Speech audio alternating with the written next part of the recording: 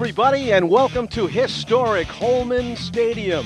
Sun splashed here on the final day of the season in what Worcester Bravehearts and Nashua Silver Knights owner John Creedon described aptly as the improbable season.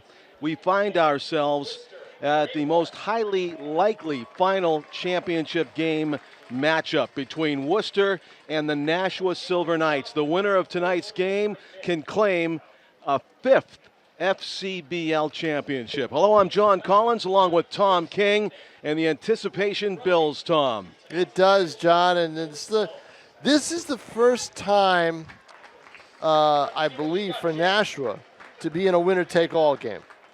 They won all four of their championships. They won by sweeps. Really? Yeah. Wow. Okay. So, this is the first time that they've had to be in one of these. Going back to 2011. Yeah, I believe they swept Torrington 2 games. They won one here, and then they won at Torrington. I was at Torrington when they won it, and I believe that was a 2-game series, best 2 out of 3. It was just there were no semis. It was just a one final. Then the following year they did play a semi. They went through unscathed. They swept North Shore. Then they knocked off. I think they knocked off North Shore in the finals. I forget who they beat in the semis, but that was a 2-0.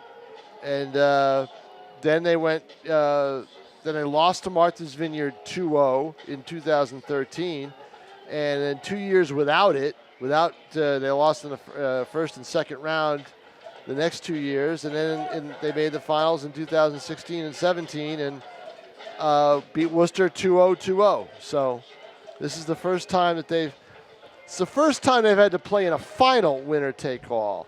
The one winner-take-all series game that they did play in came in 2016 when they lost the opener here against the Seacoast Mavericks, and then they went to Portsmouth and won 2 games in the semifinals, and then they went on to beat Worcester for the championship.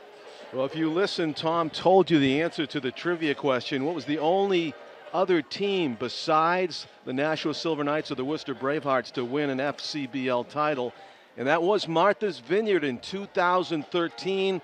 Their team name appears on the gold cup that is on the concourse as you walk into Holman Stadium, as every fan here tonight will be able to see what's on the line as they file into Historic Holman Stadium.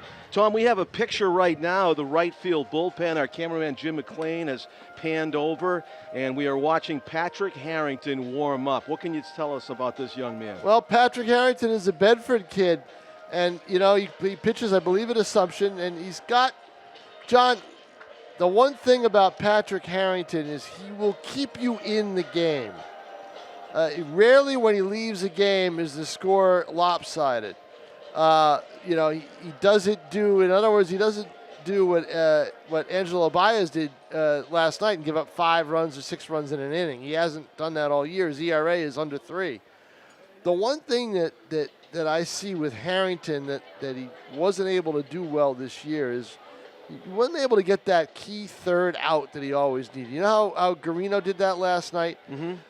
It seems like Harrington struggles with 2 outs. And a lot of teams seem to rally against him with 2 outs.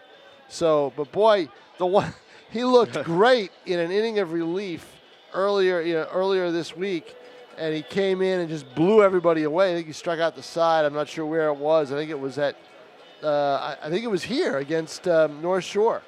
So it's Pat Harrington is a gamer. There's no question about it. And the question is, can he keep Worcester off the base paths? Well, head-to-head against Worcester this season, he's thrown 9 innings and recorded 12 strikeouts. So as Tom said, he's got the ability to blow people away and also keep your team in the game. Now, his opponent on the other team, starting Jack Steele. Yeah, Jack Steele's been with Worcester for a little bit. In 2000, last year actually, he won Game 1 of the finals for them, and he pitched 5 innings and did a great job, according to Alex Dion, the Worcester manager. So he's got a lot of confidence in Steele, but neither team, John, is throwing their best guy in this game. All right, this is not that they weren't saving their best for last. you've seen the best pitchers that these teams have had in terms of who they brought in. Now, the one thing that I wonder about Nashua is what's their bullpen going to look like? Who are they going to be able to bring in? I think Tebow, if they have to bring in relievers, which they will at some point tonight, I think Jake Tebow will probably be one of them. He was a late season pickup. He threw 3 scoreless innings at Brockton on Sunday in a big game, in a clinching game, the game that they really had to have. And so you've got confidence in him and, other people maybe that they can go to. Maybe they can get another inning out of DeCenzo. Maybe they can get, can they get another inning out of Cheney? I wonder about that. Josh Roberge? Yeah, well, Roberge, that's right, because Roberge pitched the other night, 2 nights ago. So there are guys that they can go to. I mean, look, as Kyle said, everybody whose name isn't in red on his roster, on his lineup card, is going to be eligible to play, is going to be playing. So Worcester, I talked to Alex Dion last night, and he said he likes the way he's got his pitching all lined up for today.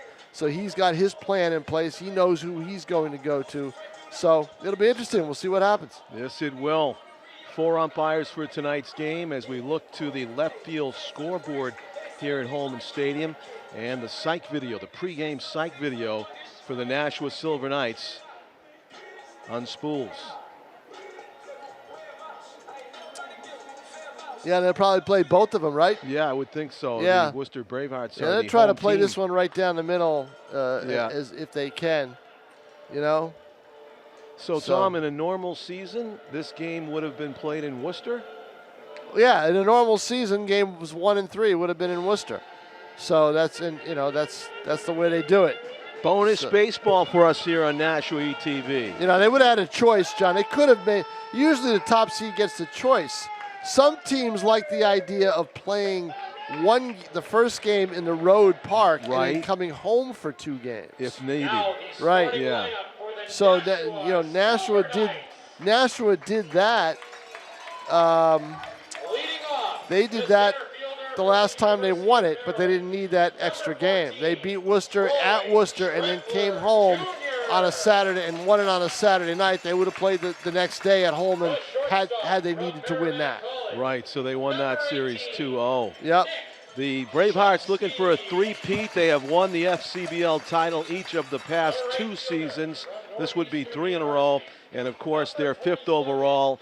The Silver Knights hope to win tonight and make it their 5th championship overall. Scanning the lineups, I see that, at least on the Worcester Bravehearts side, they made a change in moving Nick Martin, who was batting 9th, I believe, up to the 2nd spot. He's been a hot bat for them. Yeah, no, Martin has been a hot bat, so that they made some changes. I think a couple of those changes are related to righty-lefty because they had Garino last night, so now they have a righty. So I think they made a few changes that way. But Exposito is down in the lineup. I don't think he was up high in game 1. I'd have to check, but they've made a couple of changes, and getting Martin up there is I think a good idea for them because he's had a good series. Nashua, on the flip side, John, they have kept the slumping Jared Dupree in the same spot. Kyle Jackson going with the exact same lineup. It worked. Now Dupree's in a slump, but in Jackson's mind, he got made one of the biggest plays last night in the ground ball to the right side, moving advancing the runners over. Exactly, and he was sure to give Dupree big credit for that after the game last night. That's why Kyle Jackson's the manager of the year. He keeps things positive, looking for the silver lining, and also showing confidence in what a player that has been one of his best offensive players during the earlier part of the season, giving him a chance to shine here in the final and championship game. We'll throw it down to the field, and Al St. Louis about to sing our national anthem. Well, first they got to do the Worcester lineups, John. Oh, wait a minute. You're right. There's another team playing here. Oh, yeah. Don't forget that. We're watching their video, too, now, the Worcester video. Al fooled me. He walked out there. Yeah, well, I think Al thought he was going to do it right away. Because he's used to the old, they don't do this for the other teams. Right, so. the rhythm. Right. So the Bravehearts about to be introduced.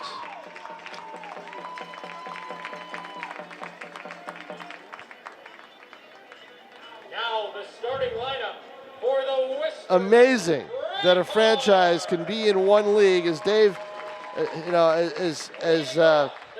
was said last night to us by their GM. If you had told them they would have been in the finals every year since 2014, he would have said that's crazy. Yeah. And it is. They've been in the finals every year. And 2 years ago they had to share the title with Martha's Vineyard because the third game got rained out right before it was supposed to start. It poured, and they had no contingency for the next day, so they shared the championship. Last year they beat Bristol in, I believe, 3. I think they took them to 3 games. I'm not sure. Well, I take that back. No, I think they won it in 2, but I think they played Bristol in 2015 and they needed 3 games to win then. So they have played in a third and deciding championship game, unlike Nashua. But what a beautiful night so far. Yeah, I was going to mention the weather again. It was a bit rainy earlier this morning, but that's all gone away now. We have an ideal night for baseball here on a Saturday, August 22 of 2020. Of course, the pandemic season ending later than a normal FCBL season would. Usually this series is played, the first weekend of August, Tom? Yep. Number 18, Joe Pesci. Usually it would be the first. Yeah, usually it would be the first or second weekend in August. Depends on the way the calendar falls. There's a change there, and defensively, Joe Pesci runs to center field. He'd been in right, and Matt Shaw, who was the center fielder, will be at second base tonight. Yeah, so there's a lot of versatility with this Worcester team, but again, I think righty-lefty, where they think things are going to happen. And we'll see if those changes work for Alex Dion. I mean, this is going to be interesting. I mean, Nashua, Kyle Jackson admitted this team wasn't comfortable playing, being the road team on the first night. It just didn't feel right for them. So, and here is Al St. Louis with our national anthem. Singing the national anthem tonight is a world record holder for the most national anthems in 1 year with 500 performances. Please welcome from Nashua, New Hampshire, Al St. Louis. Oh, say, can you see by the dawn's early light what so proudly we hailed at the twilight's last gleaming, whose broad stripes and bright stars through the perilous fight o'er the ramparts we watched were so gallantly streaming, and the rockets' red glare, the bombs bursting in air, gave proof through the night that our flag was still there. Oh, say does that star-spangled banner yet wave o'er the land of the free and the home of the brave? And we are ready for baseball, the final and championship game of the 2020 pandemic season. The Worcester Bravehearts against the Nashua Silver Knights. Silver Knights are playing host, but because the Bravehearts were the top seed, with all 3 games being played here in Nashua, it will be, for the purpose of scorekeeping, Worcester with their last at-bats and playing the role of the home team here at Holman. And we'll see how that plays out, John Collins. Meanwhile, I will probably join you after 2 or 3 innings. Very good. The sooner the better, Tom King. A sunshiny day here, and that'll be affecting the right side of the infield, as you can see, and the right fielder also has to deal with it a lot. Jack Steele from UMass taking his warm-up tosses here for the Worcester Bravehearts. Jack Steele, 6 feet, 200 pounds. He is a resident of Rochdale, Massachusetts. Junior at UMass Amherst.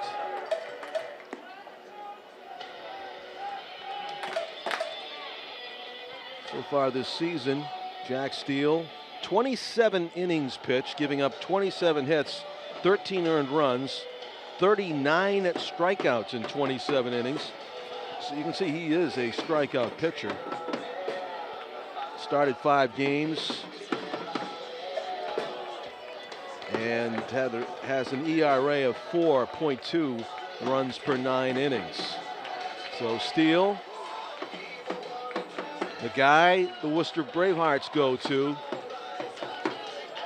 their championship hopes on the line. Patrick Harrington will be the starter for the Nashua Silver Knights, as Ben Rice, the Bravehearts catcher and league MVP, throws a strike down to second base. Bravehearts throw it around the infield and ends up in the glove of Jack Steele. He'll be facing Troy Schreffler Jr., the Silver Knights center fielder, batting leadoff. Nick Shumsky batting second, and then Jared Dupree in the 3 spot in the order. And it's the right-hander Steele. Shadows covering much of the infield, but all the infielders, save for pitcher-catcher, in the sun. Troy Schreffler plays his ball for the University of Maryland. Gets sawed off, a one-hopper to the second baseman. And Matt Shaw, who played center field for the first 2 games, gets a pretty routine chance right there as he makes the play. Ball emerging from the shadows about chest high on the broken bat. First pitch swinging. Schreffler is retired. Nick Shumsky, shortstop for the Silver Knights, batting 2 spot in the order, trying to get on base for Dupree, who's on deck. Breaking ball at the top of the zone for strike 1. Nick Shumsky, Merrimack College player. And he ties him up with the fastball inside. So breaking ball fastball. In this type of atmosphere with the sun bright on the center field wall and the pitcher in shadows, what you're looking at as a batter is a silhouette of a baseball. It is tougher to pick up the spin of a pitch. The breaking balls can be deceptive. Swung on and missed on what looked like a hard slider there at 79. So a strikeout pitcher making some hay in these conditions. Jack Steele recording the first out on a broken bat ground ball, and the second by way of the K. Here's Jared Dupree, the Silver Knights right fielder, trying to get on board with 2 outs here in the first inning. Swings through that fastball that comes in at 92 miles an hour, according to the radar gun here at Holman Stadium. That's pretty good heat from the Worcester starter. Steele misses up and away. Took a little bit off of that with that 2-seamer, and an easy take for Dupree up and out of the zone. Be surprised if Steele doesn't go with a breaking ball of some sort on this pitch. No, he misses with the fastball up and away at 90 miles an hour, and Dupree in the driver's seat is seeing 3 hard ones and only 1 in the strike zone. They play him straight away at all positions, do the Bravehearts. The 2-1 on the way, and that is on the inside corner. 2 balls and 2 strikes. A good pitch from Steele, not the cookie that you would hope for in a hitter's count. The 2-2 pitch outside. Jarrett's worked it full. 3 balls and 2 strikes. He's had difficulty putting fastballs in play uncharacteristically in the past couple of weeks. He may be about to see one here on 3 balls, 2 strikes with nobody on base And 2 out. Let's see what Steele goes with. And the payoff pitch. He misses outside. That's a good take by Jared Dupree. And he draws a 2-out walk. Carl Bouchard comes to the plate.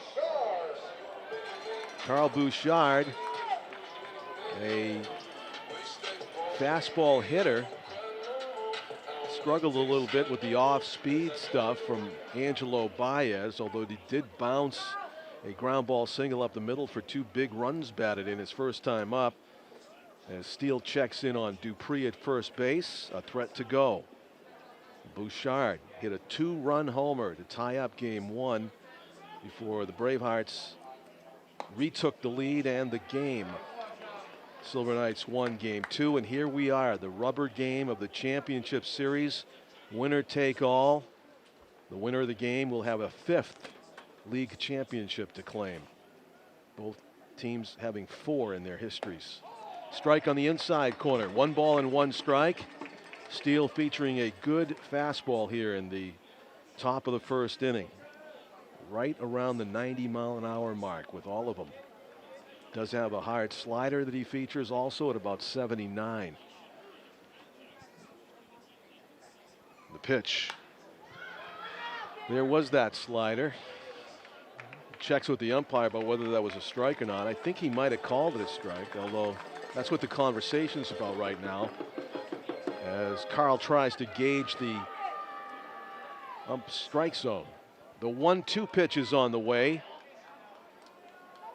Dupree stays put. Hard hit ground ball right field. Base hit. Dupree's going to go to third. And he's going to make it without a throw. First and third. Carl Bouchard hooks a fastball through the hole on the right side.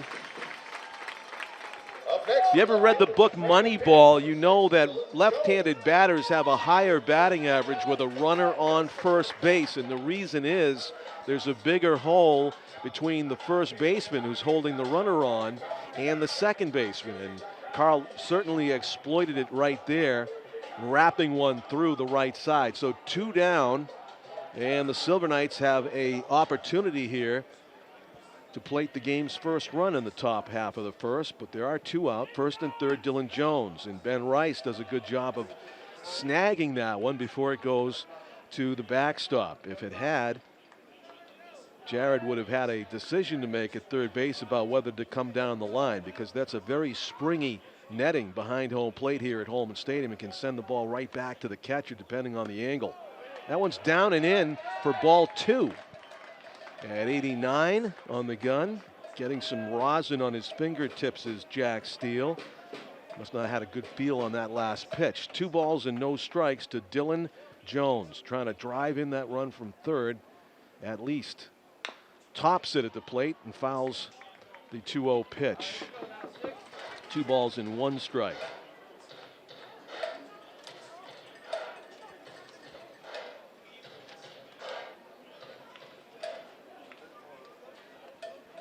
Dylan Jones playing left field tonight for the Silver Knights. Franklin Pierce Sr. from Palm Beach Gardens, Florida. The 2-1 pitch on the way from Jack Steele. Very high to left and deep and looking up. And it is a 3-run bomb with 2 outs. Dylan Jones leaves earth. A 2-out, 3-run homer in the top of the first.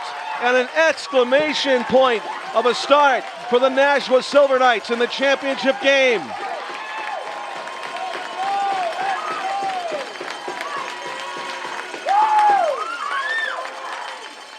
What a swing Dylan Jones put on that baseball. It was a no-doubter. High over the billboards in left.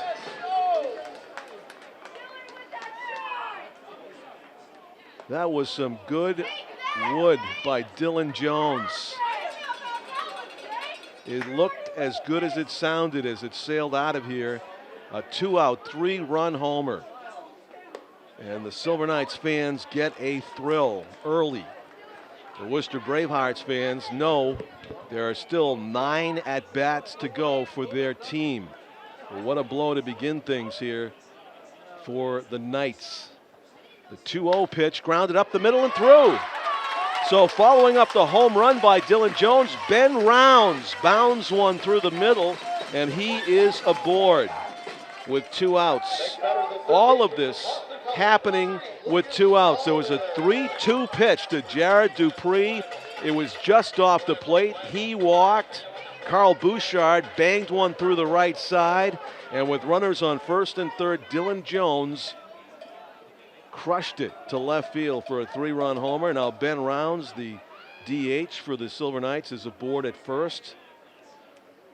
Third hit of the inning. Breaking ball over the inside corner for strike 1 to Lucas Stallman. Stallman knows about 3-run homers, as he hit one yesterday in a 5-run first inning.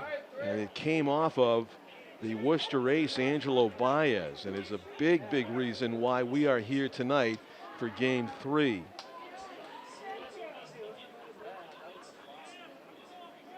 Stallman, right-handed batter, awaiting the offering from Jack Steele. That is just up and out.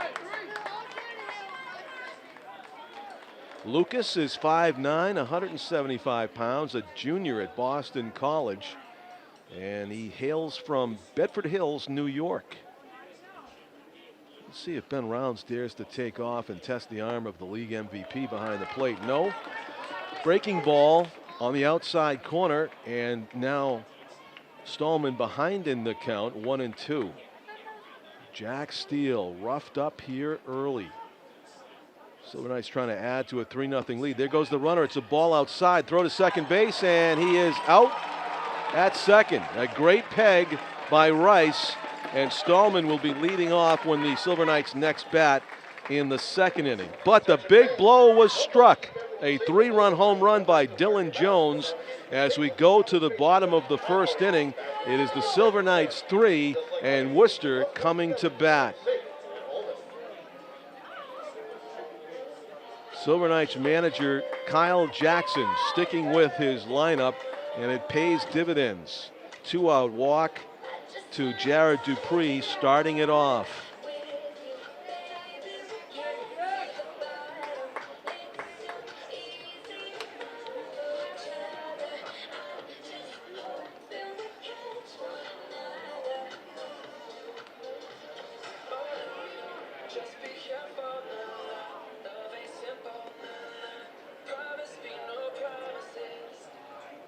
So looking forward to the Worcester Bravehearts bottom of the second inning. They will send Matt Shaw, Nick Martin, and Ben Rice to the plate against Silver Knights right-hander Patrick Harrington.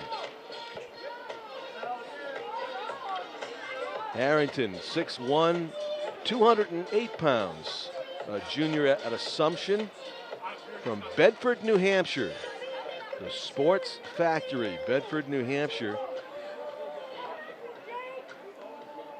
Patrick Harrington doing his town proud as he gets the call in the championship game here for the Silver Knights, just down the street, just down Route 3 from Bedford, New Hampshire.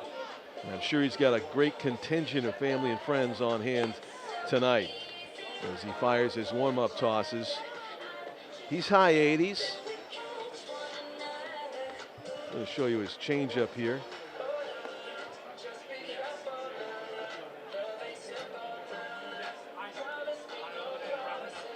So the Bravehearts a little bit of a hill to climb here after watching Dylan Jones go deep for a 3-run homer in the top half of the first inning. Harrington would love to throw 0 up there following that up.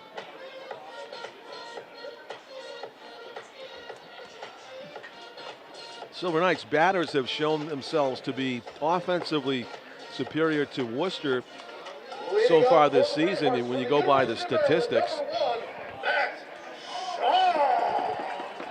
Matt Shaw draws leadoff duty, and you can hear just how many Worcester fans are at Holman Stadium for the decisive Game 3. And that's a lot. Made the drive from mid-Massachusetts. So Patrick Harrington's first offering to Matt Shaw stands him up and in, ball 1. At about 88, 89 miles an hour from Harrington. You can see the body gesticulating by the second baseman, right fielder for the Silver Knights. Max Vieira at second and Jared Dupree in right. They're trying to see how much they can see with the glare of the sun right in their eyes. Over the top of the press box here. That's driven to left center field and deep and gone. A home run leading off the game by Matt Shaw as he took a Patrick Harrington fastball out of here to deep left center field. And the Bravehearts bats answer back with authority. It is a 3-1 game. Wow. Balls are flying out of here. 2 home runs hit already in the game. Well, Shaw certainly took a giant cut on his swing and miss a pitch earlier, but he did not miss the ball that time. Way out of here to left center. 3-1 is the score. And Nick Martin taking some healthy hacks. Down in the count 0-2 is the Bravehearts left fielder. Harrington working quickly. And the hook fouled back to the screen. As Martin checks with the home plate umpire about whether that would have been a called strike. I think it would have been. So the 0-2 pitch again from Harrington to Martin, and he spoils it again. 6 p.m. start here at Holman. Means the sunshine is a factor even in late August.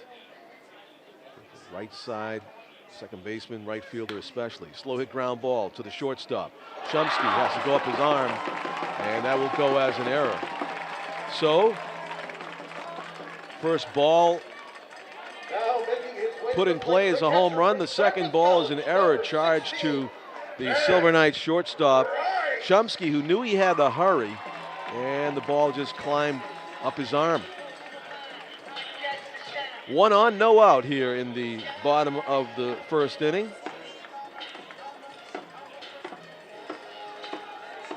And Ben Rice is the hitter. Futures League MVP Ben Rice, the catcher for the Bravehearts, steps in there and looks at a fastball outside from Harrington.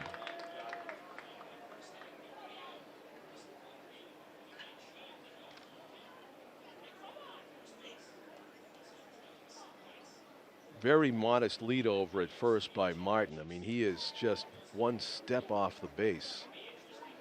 I don't know if he's going to go first move or something from there, but that's. And now he shuffles off.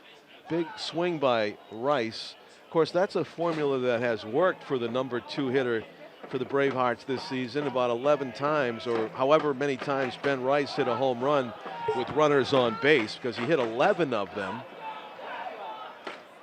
And a lot of times, all you need to do is be on base for Ben Rice. Anywhere will do, first, second, or third, and he will drive you in via the long ball. 1 ball and 1 strike. Harrington has his sign as Aaron sets up outside, but the ball's way outside. So the Braveheart 3-hitter. Leadoff batter in the inning, Matt Shaw, home run to left center field. Martin reaches on an error, and Ben Rice is working with a hitter's count at 2 balls and 1 strike. Patrick Harrington kicks and throws. Big swing and a foul tip into the mitt.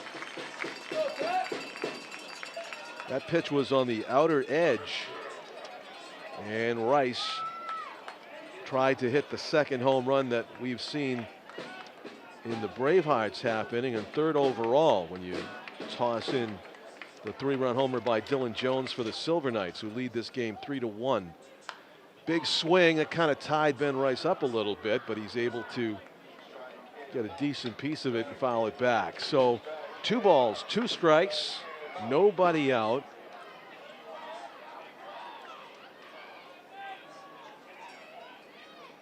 Silver Knights middle infielders Max Vieira and Nick Shumsky pinching toward the second base bag, hoping for a double play ball. The 2-2 pitch is on the way, and it's fouled off to the left.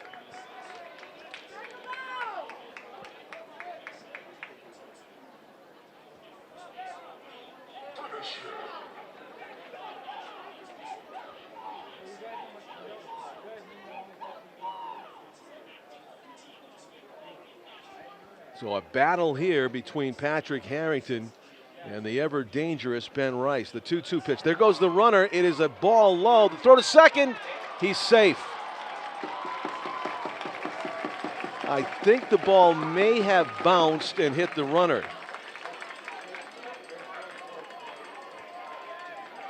So things going the Bravehearts' way suddenly here in the bottom of the first inning.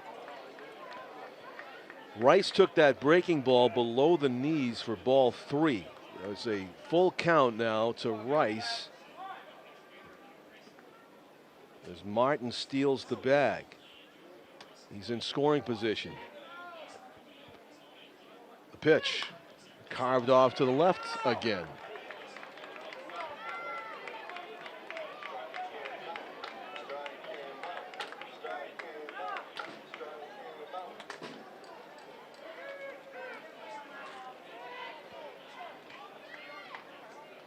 Three and two the count remains on Ben Rice as Patrick Harrington has his sign, comes set and delivers. That's up and away. Not the worst thing to walk Ben Rice in that situation and face the right-handed hitting Ben McNeil. Shortstop from NYIC, number 32, Ben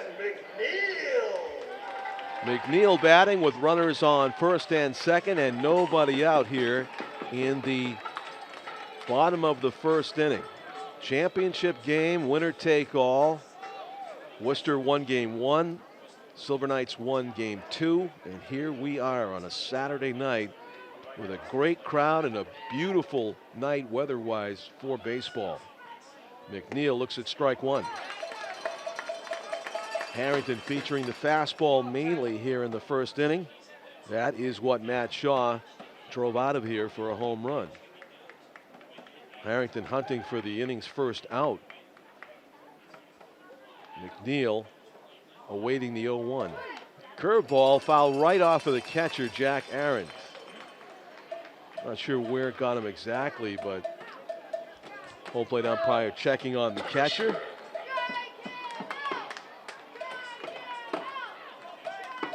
Oh, and 2 is the count on Ben McNeil. Tyler Patane, a left-handed bat, awaits on deck.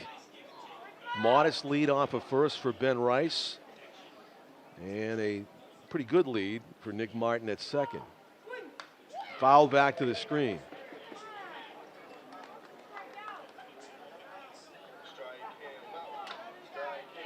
So looking for that put-away pitch is Harrington. A lot of balls being fouled off. Ben Rice did it with 2 strikes 2 or 3 times. And now Ben McNeil staying alive with 2 strikes on him. Curveball very high, and it is not playable. It skims the net on the way down in front of the Silver Knights dugout.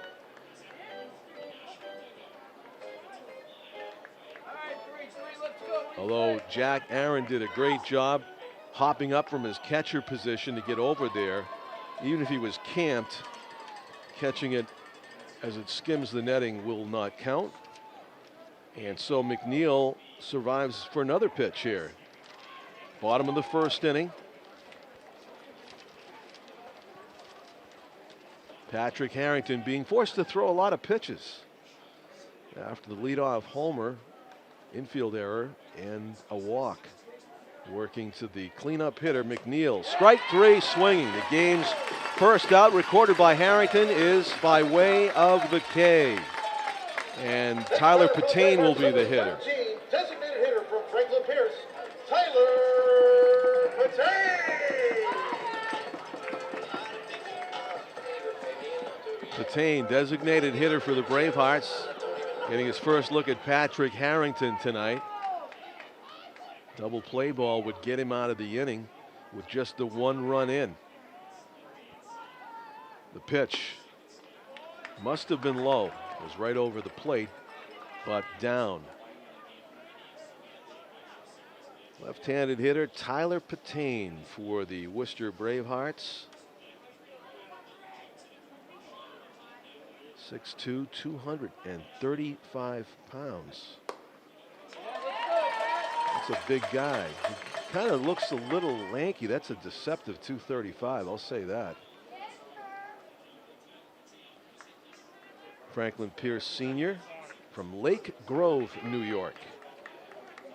Looks at a ball and a strike. Harrington with the 1-1.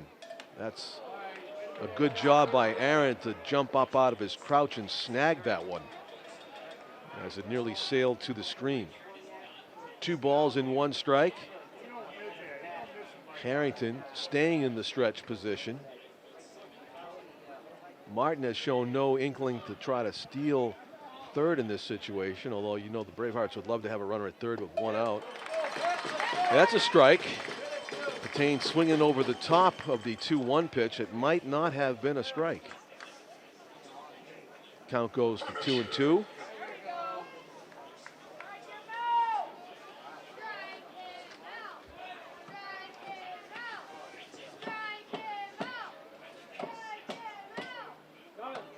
Strike 3 on the swing through.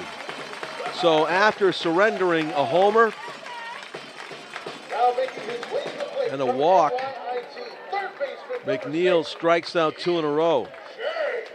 And will face E.J. Exposito, the Bravehearts third baseman, batting with 2 on and 2 out now here in the bottom of the first. 1 run is in. Leadoff batter Matt Shaw drove it out of here to left center to chip away at the Silver Knights' 3-0 lead. Harrington with 2 big strikeouts. Very high and playable. Carl Bouchard's calling for it. Camped under it and catches it for out number 3. So impressive bounce back by Patrick Harrington. Did have to throw a lot of pitches in that inning as he faced 6 batters, but just the 1 run, the leadoff home run by Matt Shaw. To the top of the second we go, and the Silver Knights will be sending their 7, 8, 9 hitters to the plate, the bottom of the order. Lucas Stallman, Jack Arendt, and Max Vieira. Stallman was actually up at the plate when Ben Rounds got caught stealing to end the inning.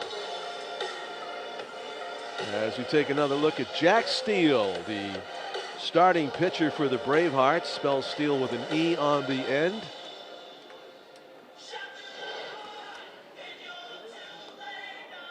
A lot of baseball left to be played, but what an eventful first inning that was.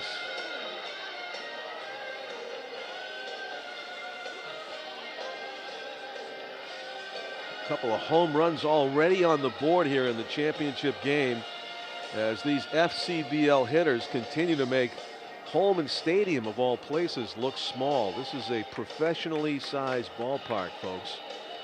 Except for maybe the 307 down the left field line, but you know all about Fenway, which is not even 307, we are told.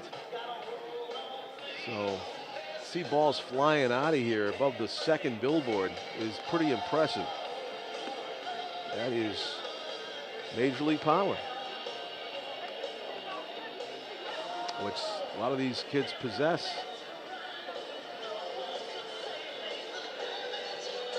So Lucas Stallman hit a 3-run homer last night. Speaking of power, he's batting in the 7th spot in the order. And Stallman draws leadoff duty here in the second.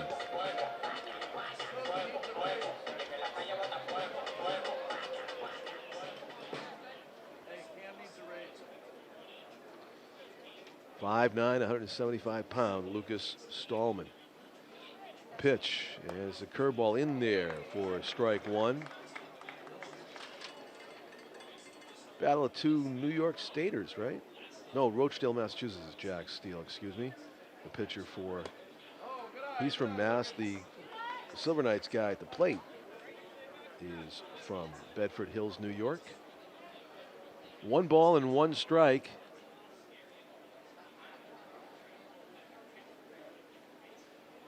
As Steele kicks and throws high and inside for ball 2. 89-mile-an-hour chin music there for Lucas Stallman. Jack Arendt is on deck to be followed by Max Vieira here in the second inning. Curveball doesn't find the zone. It stayed high apparently. I think it got over the inside corner, but it was up. And that's what the home plate umpire is politely telling the Worcester dugout. Somebody inquired about where it missed. 3 balls and 1 strike. Big swing and a miss. About an 85 mile an hour get it over fastball there from Jack Steele. And Stallman swung through. So the 3-2 pitch is on the way. That's strike 3. Stallman gets caught looking at a pitch that appeared to grab a big chunk of the plate. Next up, the catcher from Nichols College, number 4, Jack Aaron. Jack Aaron, Nichols College baseball player and the Silver Knights catcher, who played all 9 positions and hit a home run in the final game of the regular season. Very memorable conclusion to his 2020 Silver Knights regular season.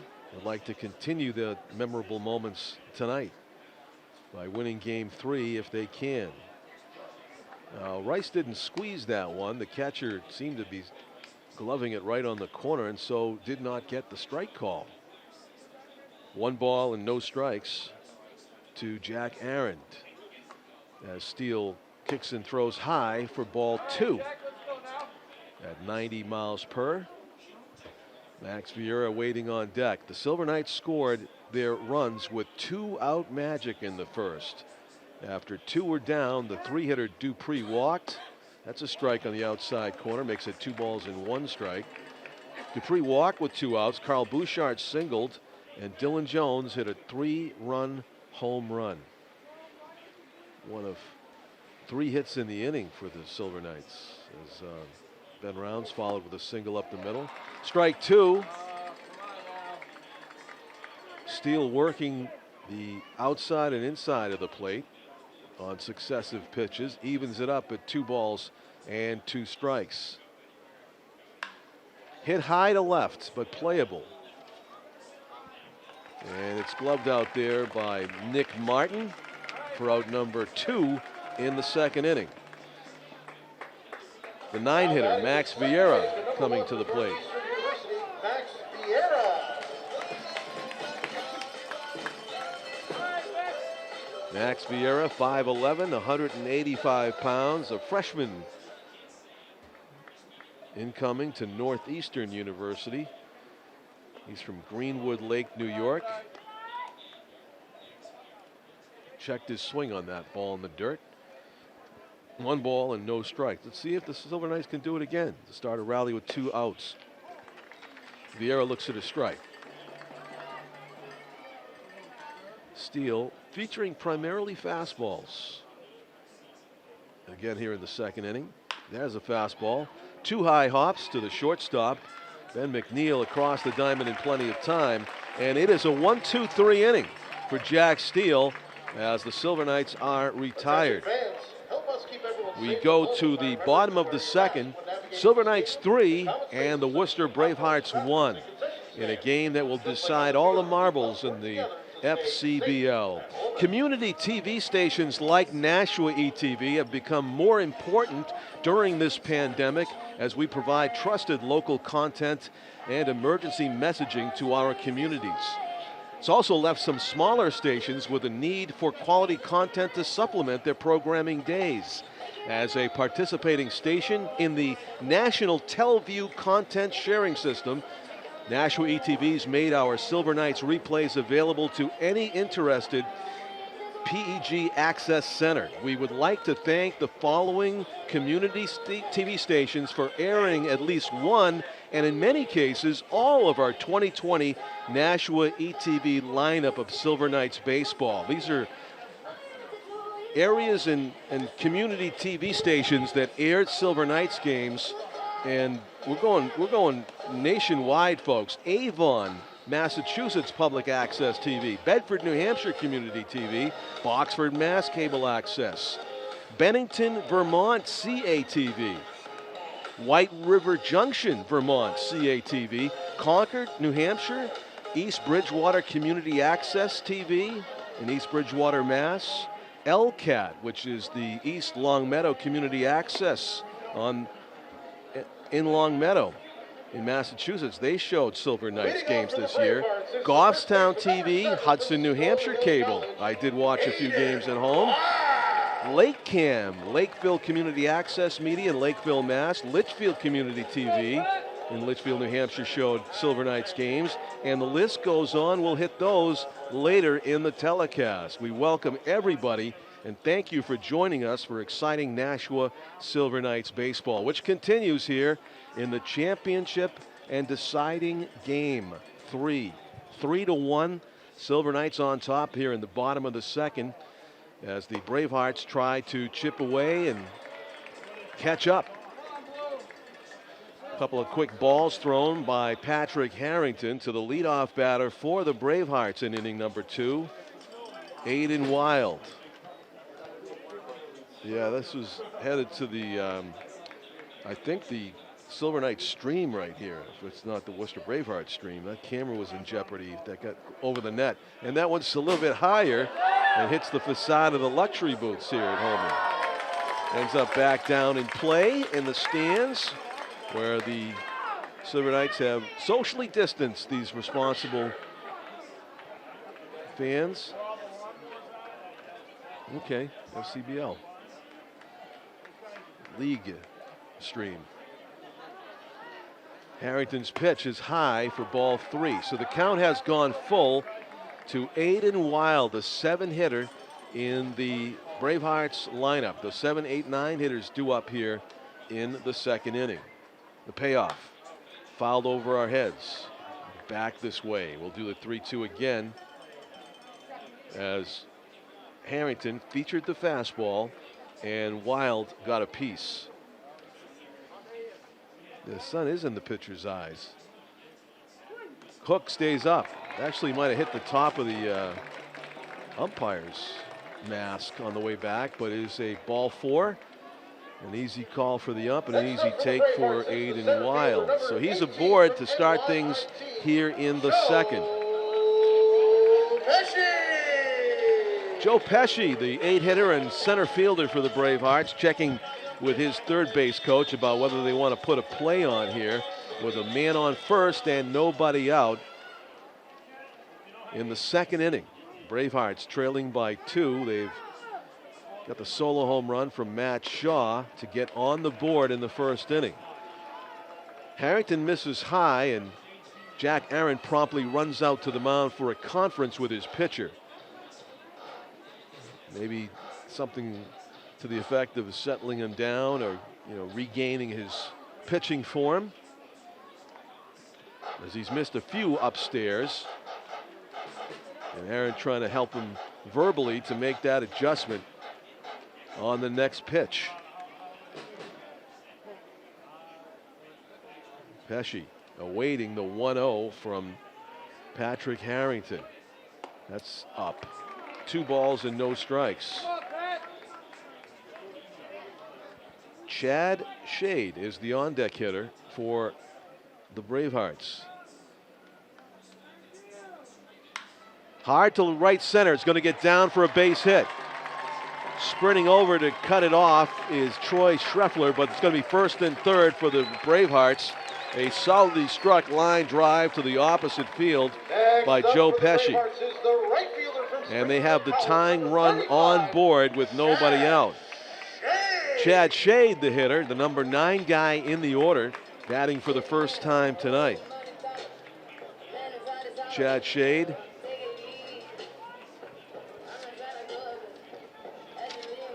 Wearing number 35, is 6'3", 200 pounds. He's a native of Pittsfield, Massachusetts, and plays his college ball for Springfield University. So he will be awaiting the offering from Patrick Harrington and try to bring that run home from third with less than 2 out. Some groans from the Silver Knights fans in attendance. They thought that was a strike on the outside corner, and Harrington simply did not get the call. With the over-the-top fastball, looked good from here as well. The 1-0 on the way. He's going to bunt it. Back to the pitcher. Safety squeeze. He checks the runner, throws to first. Good job by Patrick Harrington. And they do get the runner down to second, but they give up an out. And back to the top of the order it goes. It will go as a sac bunt. Had Shade angled it all down the first base line or the third base line, he could have possibly gotten the run home from third. But Wild wasn't taking any chances with the bunt right back to the pitcher. Nevertheless, the whole on-bench contingent of Worcester Bravehearts come out to congratulate Shade on his sacrifice bunt. Runners on second and third with one out, and a strike called on the breaking ball to Matt Shaw. Shaw hit a home run on a fastball, his second swing of his first at bat. We saw a breaking ball that time, and you know the Silver Knights remember. There's another hook for strike two. So no fastballs for Matt Shaw this time. With runners on second and third and one out, he's going to probably have to hit that breaking ball unless Harrington dares to throw a heater here on 0-2. And nice block by Aaron. That was a slider, I believe, that almost got away. But Aaron got out there, moved his feet nicely to make the block, and no advance possible by the runners in scoring position. Aiden Wild at third base and Joe Pesci at second. 1 ball, 2 strikes. First base is empty. There's no force. But if Shaw hits it to the middle infielders, it's going to put a plate a run. Ground ball to the shortstop. So the run will score. He will go to third and get the lead runner hung up. And that is a good play by the Silver Knights as they cut down the lead runner, Joe Pesci. But the Bravehearts do get an RBI ground out from Matt Shaw. So Shaw has driven in both runs this game for the Bravehearts. On the fielder's choice, ground out to shortstop. Number 5, Nick Martin.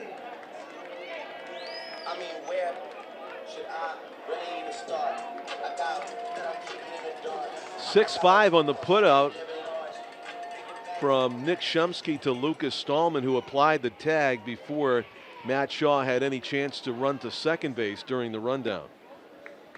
Nick Martin, the batter, reached on an error his first time up. Ground ball to short. 1 ball and no strikes, 2 outs. Let's see if Shaw dares to steal. He is a leadoff batter, and he may have that base stealer speed. Way out in front of the hook was Martin.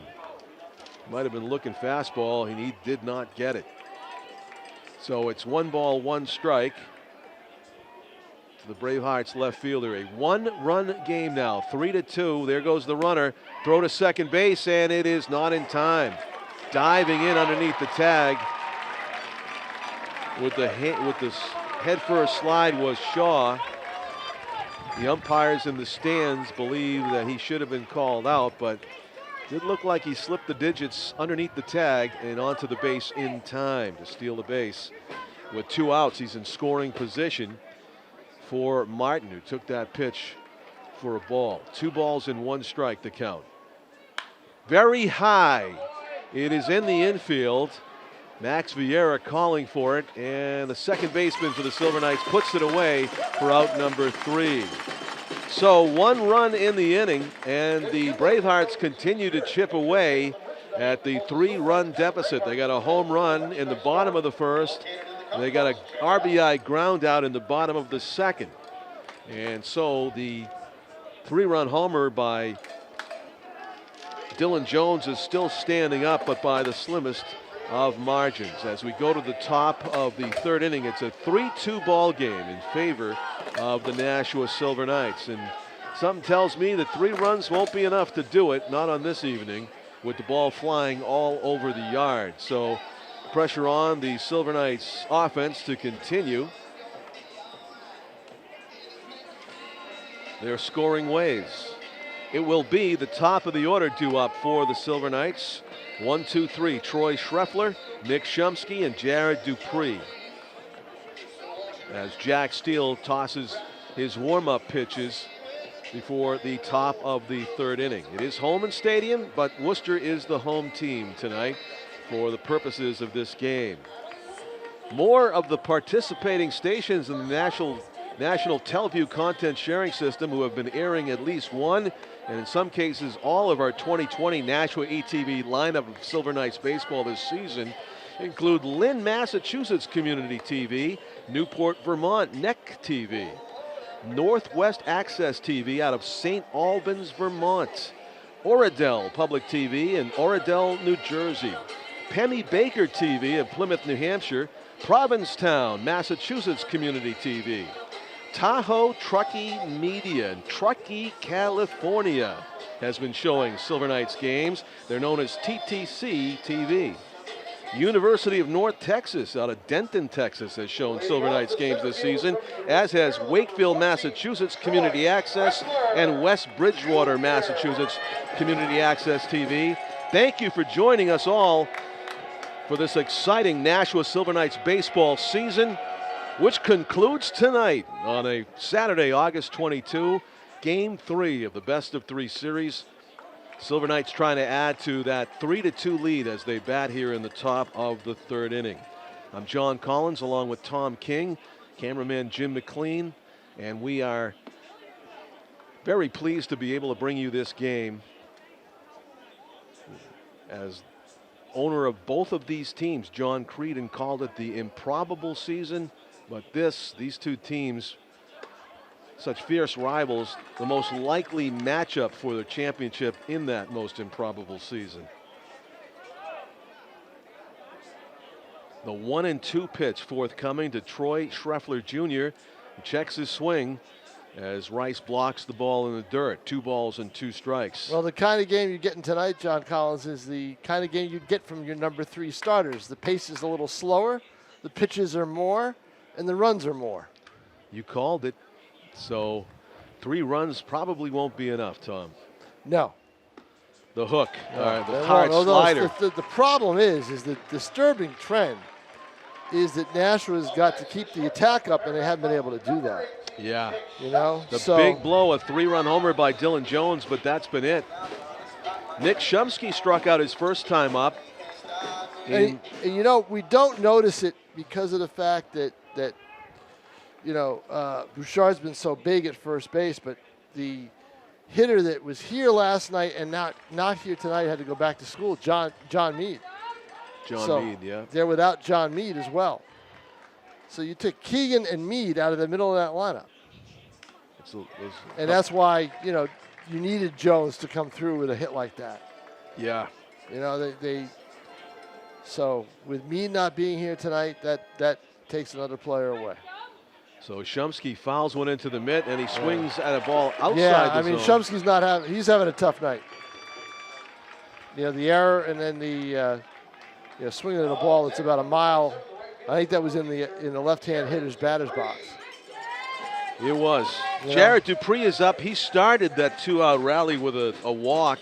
A good at bat, a 3-2 pitch that was just off the plate. Yeah, 3-2 pitch at the Worcester side. All thought the umpires on the Worcester side, where I was, thought that was a strike 3. You know, that from up here, that was clearly off the plate. And I would have been pretty upset for Jared if he got punched out on that. Yeah, you have. I mean, I had no look at it from where I was. Neither did they because of where they were. At that angle. The 1-0, that's outside. Now, is this the one that Jared squares up?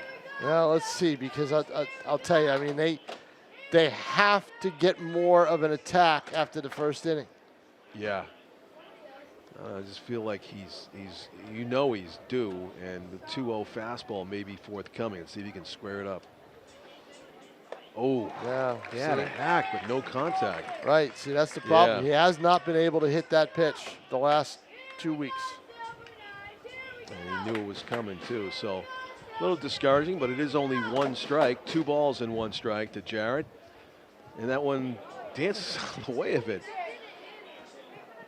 That's instinct right there. Yeah. That's just instinct to get out of the way. Do you happen to know if he likes Mike Trout? I have no idea. That's his number, isn't it? I did a story on him. Yeah, it is. I did a story on him last year, but I don't remember Trout coming up in the conversation. I don't think. I'd have to go back and reread it. The 3-1 pitch is way outside, and Jared Dupree has drawn a couple of walks today. Yeah, hey, if you're in a slump, Yeah. get on base one way or another, you know. So Yeah, I mean, they pitched him careful, no Yeah. question. Here comes a mound visit. Bouchard. 2 outs. yeah, They two- want to two out. talk Yeah, about. they want to stop having Bouchard hurt them. You know, Kyle Bouchard has hurt them. So, You know, he's got 4 yeah. RBIs in the series. yeah, he's and a great fastball hitter, Tom. I don't he's- know if yeah, he's a- yeah, Steele he's a- has anything off speed to get him out with, but He's a super fastball hitter, and I think he probably told him that's probably what the conference was on the mound. You know, yeah. don't throw him a fastball if you don't have to.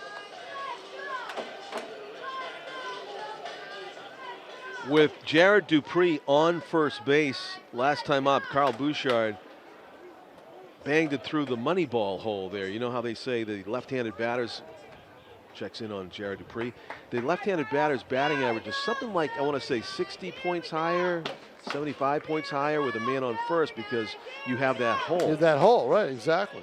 with the runner being held. Oh, he had to see, went cut for it the down. home run there. It's going to be out of play. He's going to be lucky on that. But that was the home run, trying for a home run on a pitch that he got late. He got late. So, Yeah, it's a see, the breaking thing ball. with He tried to Bouchard, hook- he's a typical hitter, boy. Typical power hitter. You get behind him, you're in trouble. You get ahead of him, yeah. you get him fishing. He's got some fierce bat speed, though. I want to tell you. I mean, that if he squares that thing up, that's still going. Right. But it's 0-1 to Carl Bouchard. 1 on, 2 out here in the Silver Knights' third, and he was way out ahead of Yeah, that see, one. he's up there hacking away. Yeah, 0-2. So he's not going to be too selective right now. It's Yeah. not where you want him to be. Check with the umpire about whether that was a strike or not. And I hope the umpire told him no, because it wasn't. So the 0-2 coming to Carl Bouchard in the dirt. Almost the same pitch. That one was a little lower and didn't have any movement on it. Right, not tempting there for Bouchard. Of course, Jared Dupree. One of the reasons he's not going, I think he wants to keep you don't that want to take hole the open. bat. Yeah, you don't want to take the bat out of Bouchard's hands. Right, with the ability to Guy who's been your big RBI guy. pitch. Very big cut, and he fouls it back, and that was the fastball, Tom, down Broadway. That was actually a mistake by It was Steele. a mistake. From my angle, John, he had to reach for it a little bit. Just bit a up? little bit. A little bit up, a little bit out. Yeah, you're probably right. That's why he That's why he fouled it off. sliced the bottom of it. Yeah, exactly. So it's now 1 ball, 2 strikes. Now you come with the hook and you come inside. And they did, and that'll do it. Yes, sir. They get Carl swinging, and that's Jared Dupree in motion, but it doesn't matter because big strikeout for Jack Steele. So despite the 2-out walk this time, no runs are scored. We go to the bottom of the third. The Silver Knights clinging to a 3-2 lead here in the final and championship game of the 2020 FCBL season. How's the crowd looking to you tonight, Tom King? It looks about the same as last night. Yeah, it Don't does. have the big Clark University contingent up in the suites, but this is by far, one of the two. They'll be the two biggest crowds of the season. Yeah. Last night and tonight.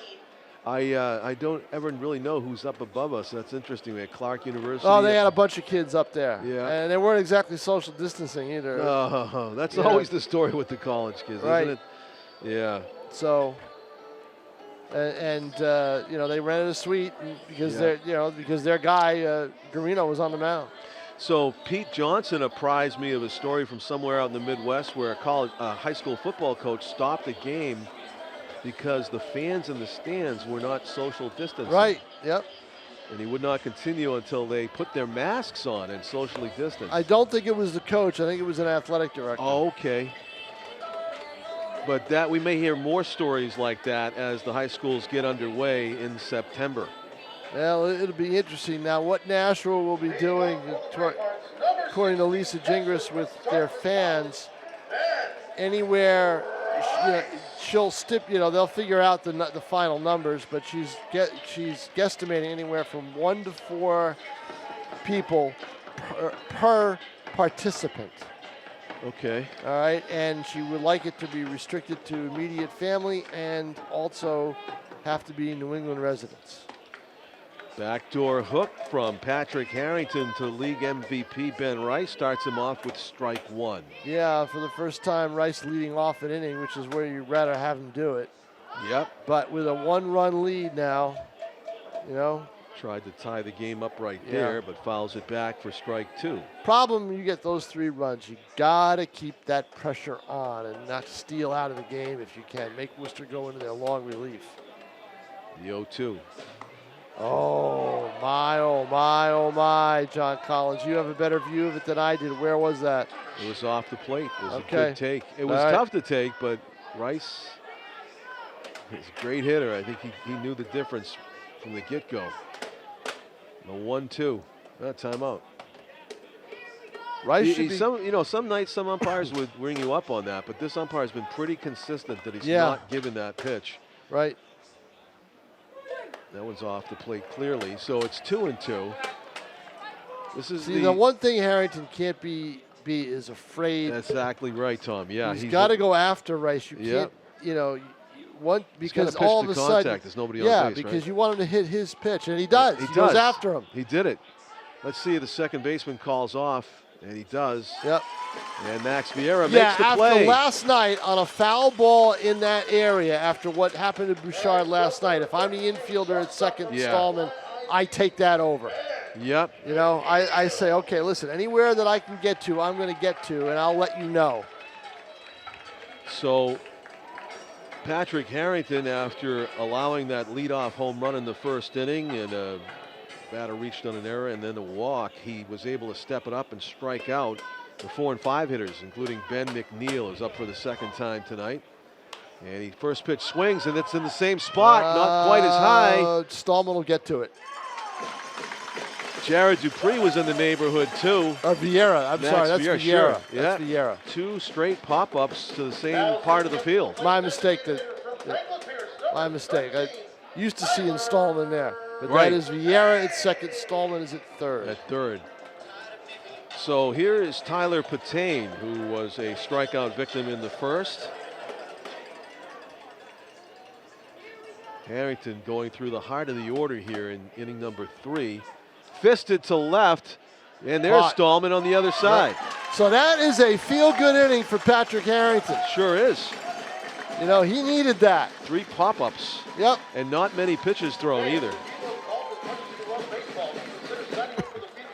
And the first one in line, greeting the players as they come off, Nick Garino. Who if the vote had been taken last night, would have been pitcher of the year. Awesome. The thing with Garino was he was a reliever until 2 weeks ago. Yeah. And then he won 2 starts. So we will go to the top of the 4th, and the hitters due up. Our home run hitter, Dylan Jones, with his second at-bat of the night, followed by Ben Rounds and Lucas Stallman.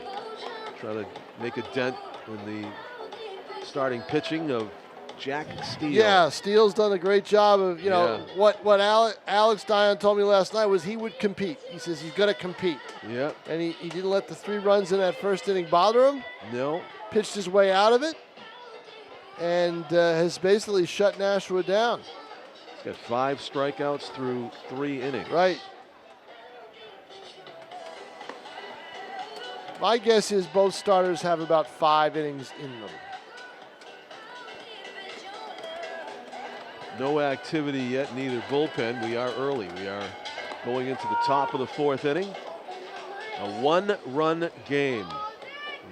I will be surprised if it's not a 1-run game at the very end. It's not going to be a 1-run. Well, it could be, but I mean, it's not going to be 3-2. I don't think so. Oh, not 3-2, but yeah, close though. I'd be surprised if somebody runs away and hides, unless somebody really steps up offensively and has a night, which is always possible. I was talking about how these FCL batters in 2020 are making what is basically a major league size park look small here at Holman Stadium.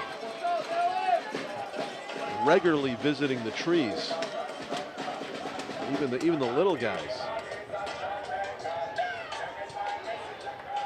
So here is Dylan Jones. Speaking of visiting the trees. Yeah, I saw both home runs. I'm right down there. They're both almost in identical spots almost. And you could tell off the bat that the ball was going to carry out. But it's not as humid as it was last night. No, not it's even. not. In fact, I don't even really could say it's humid. It's Right. It's almost breezy and cool. It's almost. warmer than Thursday, but not as humid as Friday. So, we get a little bit warm in temperature, but we have a nice cool breeze. And Jim thinks the breeze is coming straight in.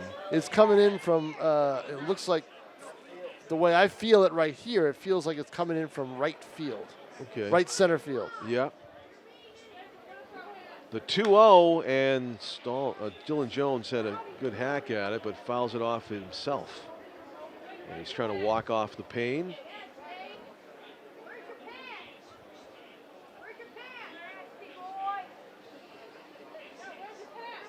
There's Jake the mascot in front of us. Almost nailed a guy. Not, backed into him. Almost backed into Brett Anderson's grandfather. Oh. Who wasn't too happy about it.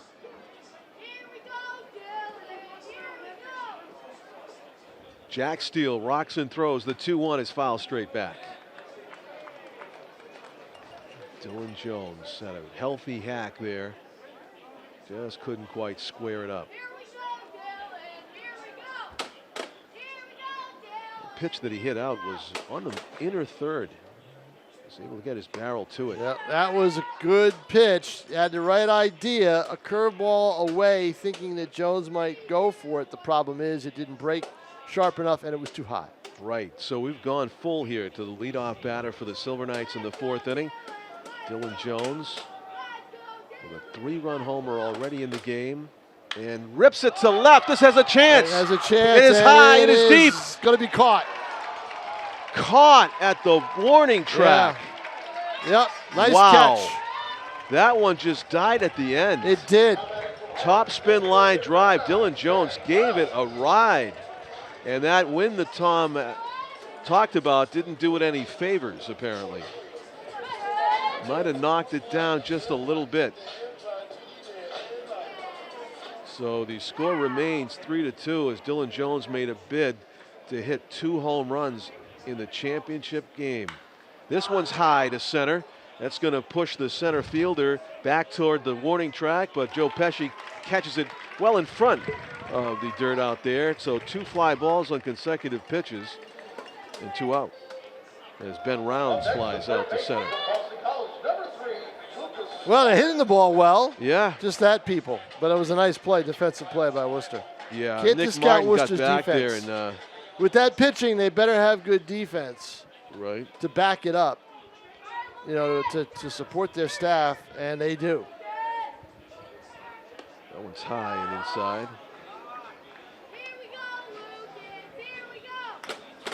Lucas Stallman, third baseman for the Silver Knights, got caught looking at strike 3, his first time up. Jack Arend is on deck if Lucas can extend the inning. 2 outs, nobody aboard. Silver Knights leading by 1, 3-2 here in inning number 4 as he bends out of the way of a face-high fastball. 3 runs on 3 hits for the Silver Knights. 2 runs, 2 hits for Worcester. Jack Steele rocks and delivers, and that's up and in as well. About 88, 89 miles an hour from Steele. But he is in danger of walking the 7-hitter with 2 outs. That's a strike. Knee high over the outer third with the fastball from Steele. So if you are Lucas Stallman right now, you're probably sitting dead red on 3-1. And he hits it hard. Shortstop to his right is McNeil. Guns it high, and he misses his target. And that is going to allow Stallman to get into scoring position with 2 outs on the error. Yeah, I watched McNeil one of those throws earlier, and he threw it wide. I was watching him. He knew he had to hurry, and he's got a gun for an arm, and it just it backfired on him in terms of having that strong arm. Yeah, so it's a 2-base error, Tom? Yeah, E6. Oh, yeah, I don't think there's any doubt about it. A good throw, a sharp throw had him. You're right. So opportunity here for the Silver Knights. See, now you've got now you've got runner in scoring position, and this is where Arend has got to basically do his job. Jack looking for a piece. He flied out to left his first time up. And he flied out on a defensive swing, I thought. So He was ready to swing on the first pitch there, but he took the fastball high. A good take by the Silver Knights catcher. Looks like he's aggressive up there. Maybe that's a good thing. If he can bound one through here with 2 outs, Stallman will be off on contact. That's a strike call. That's the problem is there's 2 outs. You know, 2 outs. Worcester makes a mistake. They make it at times when it doesn't hurt them too much. Right. You get the bottom of the order up. 1-1 is the count on Jack Arend. As Lucas Stallman leads off the second. That pitch is always giving Arend problems. The hook that goes down and in. Yeah. Tough for a Breaking ball. Yeah, tough for a left-hander to lay off it, but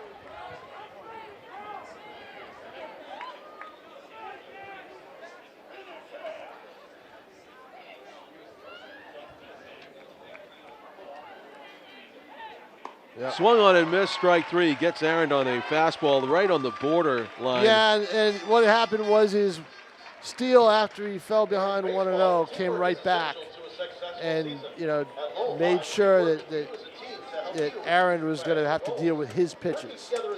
So, well, it's a tough spot. You know, you need a little bit of pop down in that part of the order. Arend's got a little bit of it. Vieira's got a little bit of it. But they need to come through. When your bottom of the order does a good job, that's when you know that you're in good shape. And Harrington with a 1-run lead as we enter the bottom of the 4-3-2. Not exactly too secure. Right. The Silver Knights with 3 runs in the first and 3 goose eggs afterward. Worcester scoring 1 in the first, 1 in the second, and a 1-2-3 inning for Patrick Harrington in inning number 3. So he would love to match Jack Steele with the goose eggs for a while here in the middle of the game. Tom thinking that these 2 pitchers may be history by inning number 6 or 7. So they're both looking to keep the score where it is if they can. As the Bravehearts play toss with the football on the left side. I saw them doing that. Oh, they've been doing it all night, yeah. Yeah, let's say it's a common thing for baseball. It is, yeah. Baseball pitchers coaching strengthens their arm a little bit, I think. Plus the precision, you know. Yeah. Outfielders like to do it too. Well, the excitement is still there as we go toward the middle of the game. It's a 1-run contest to decide who's going to win their 5th FCBL championship tonight. Every at bat, every pitch taking on added significance. EJ Exposito popped up to the first baseman his first time up. He is the 6th hitter in the batting order. Draws leadoff duty here in the bottom of the 4th. As Patrick Harrington rocks and throws. The Bedford, New Hampshire right-hander misses inside with the breaking ball, ball 1. Silver Knights defending Exposito straight away at all positions. You don't want to put him on base because he'll definitely try to take second on you. Stole a base earlier in this series, and he is 1 pitch away from getting a free pass.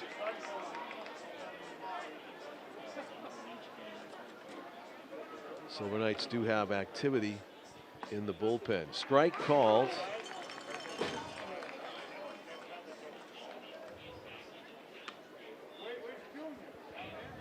And the 3-1 pitch on the way to EJ Exposito, takes it for ball 4. It was up. Not what you're looking for. Right. Leadoff batter, potential tying run is aboard as Patrick Harrington will get a visit from the pitching coach. 3rd walk issued by Harrington. So with nobody out, leadoff batter aboard for Worcester. hoping to tie it up here in this inning as the bottom of the order about to come to the plate, and the person of Aiden Wild. Wild scored the second Bravehearts run in the second inning after he led off with a walk.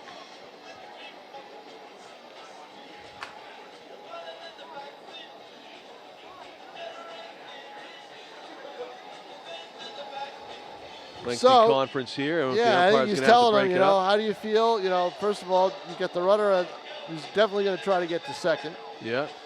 I think they're going over what the bunt situation might be. Yeah.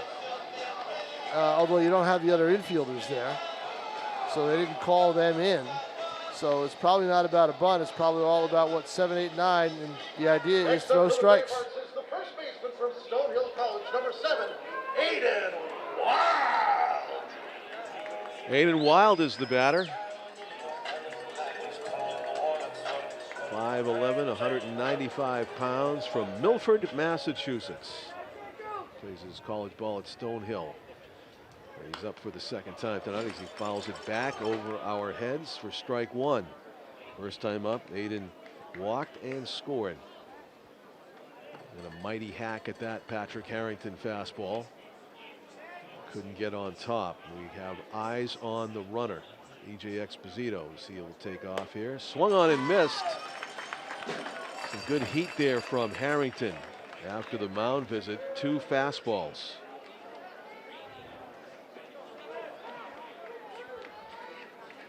So what will Patrick Harrington feature next? Up and in.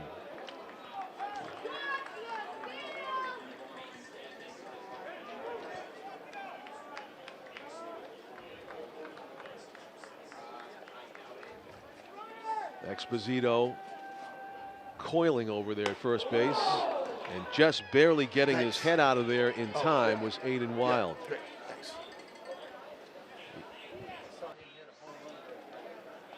He did wait. Aiden hit a home run during BP. I'm sure a lot of these guys they took off, yeah. So just barely got the brim I of come his at him helmet right out of the way. Go right at him. 2-2. Hook. Yeah, see, I didn't like that. Stayed in on it. I'll tell you what, after getting just basically knocked down almost with that inside fastball, he stayed in on the front door curve. Credit to Aiden Wild. It is 2 balls and 2 strikes. Exposito, a threat to go. Hook nice is pitch. in There there it for is. strike 3. It throws him. Yep. A nice pitch is right. Yeah, I think Harrington felt comfortable with that hook he threw in the previous pitch to throw it again. Making his way to the plate from NYIT, So. number 18, center fielder, Joe Pesci. Pesci. Did you get a delivery too? I did. Yes, I did too. But I won't eat mine Very until nice. I won't eat mine until very late tonight. Okay.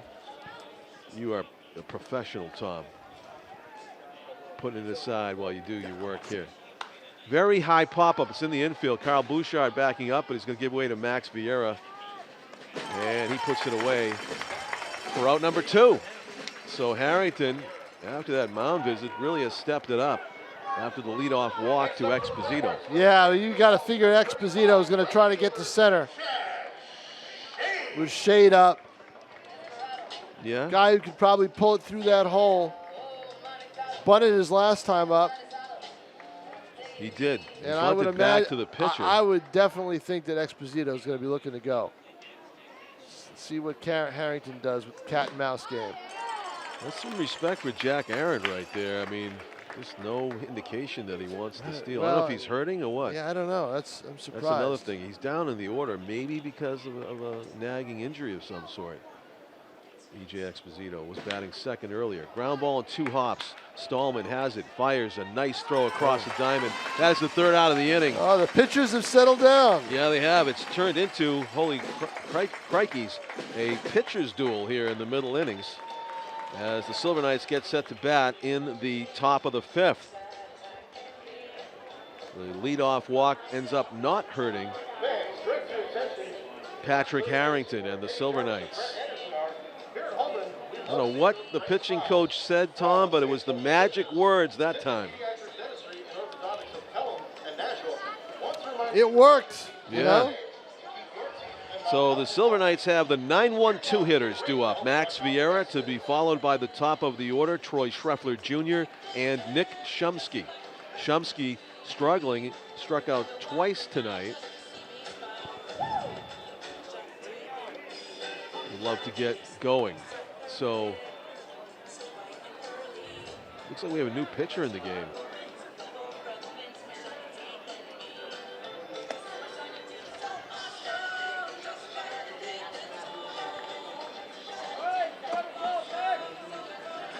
Yeah, 46.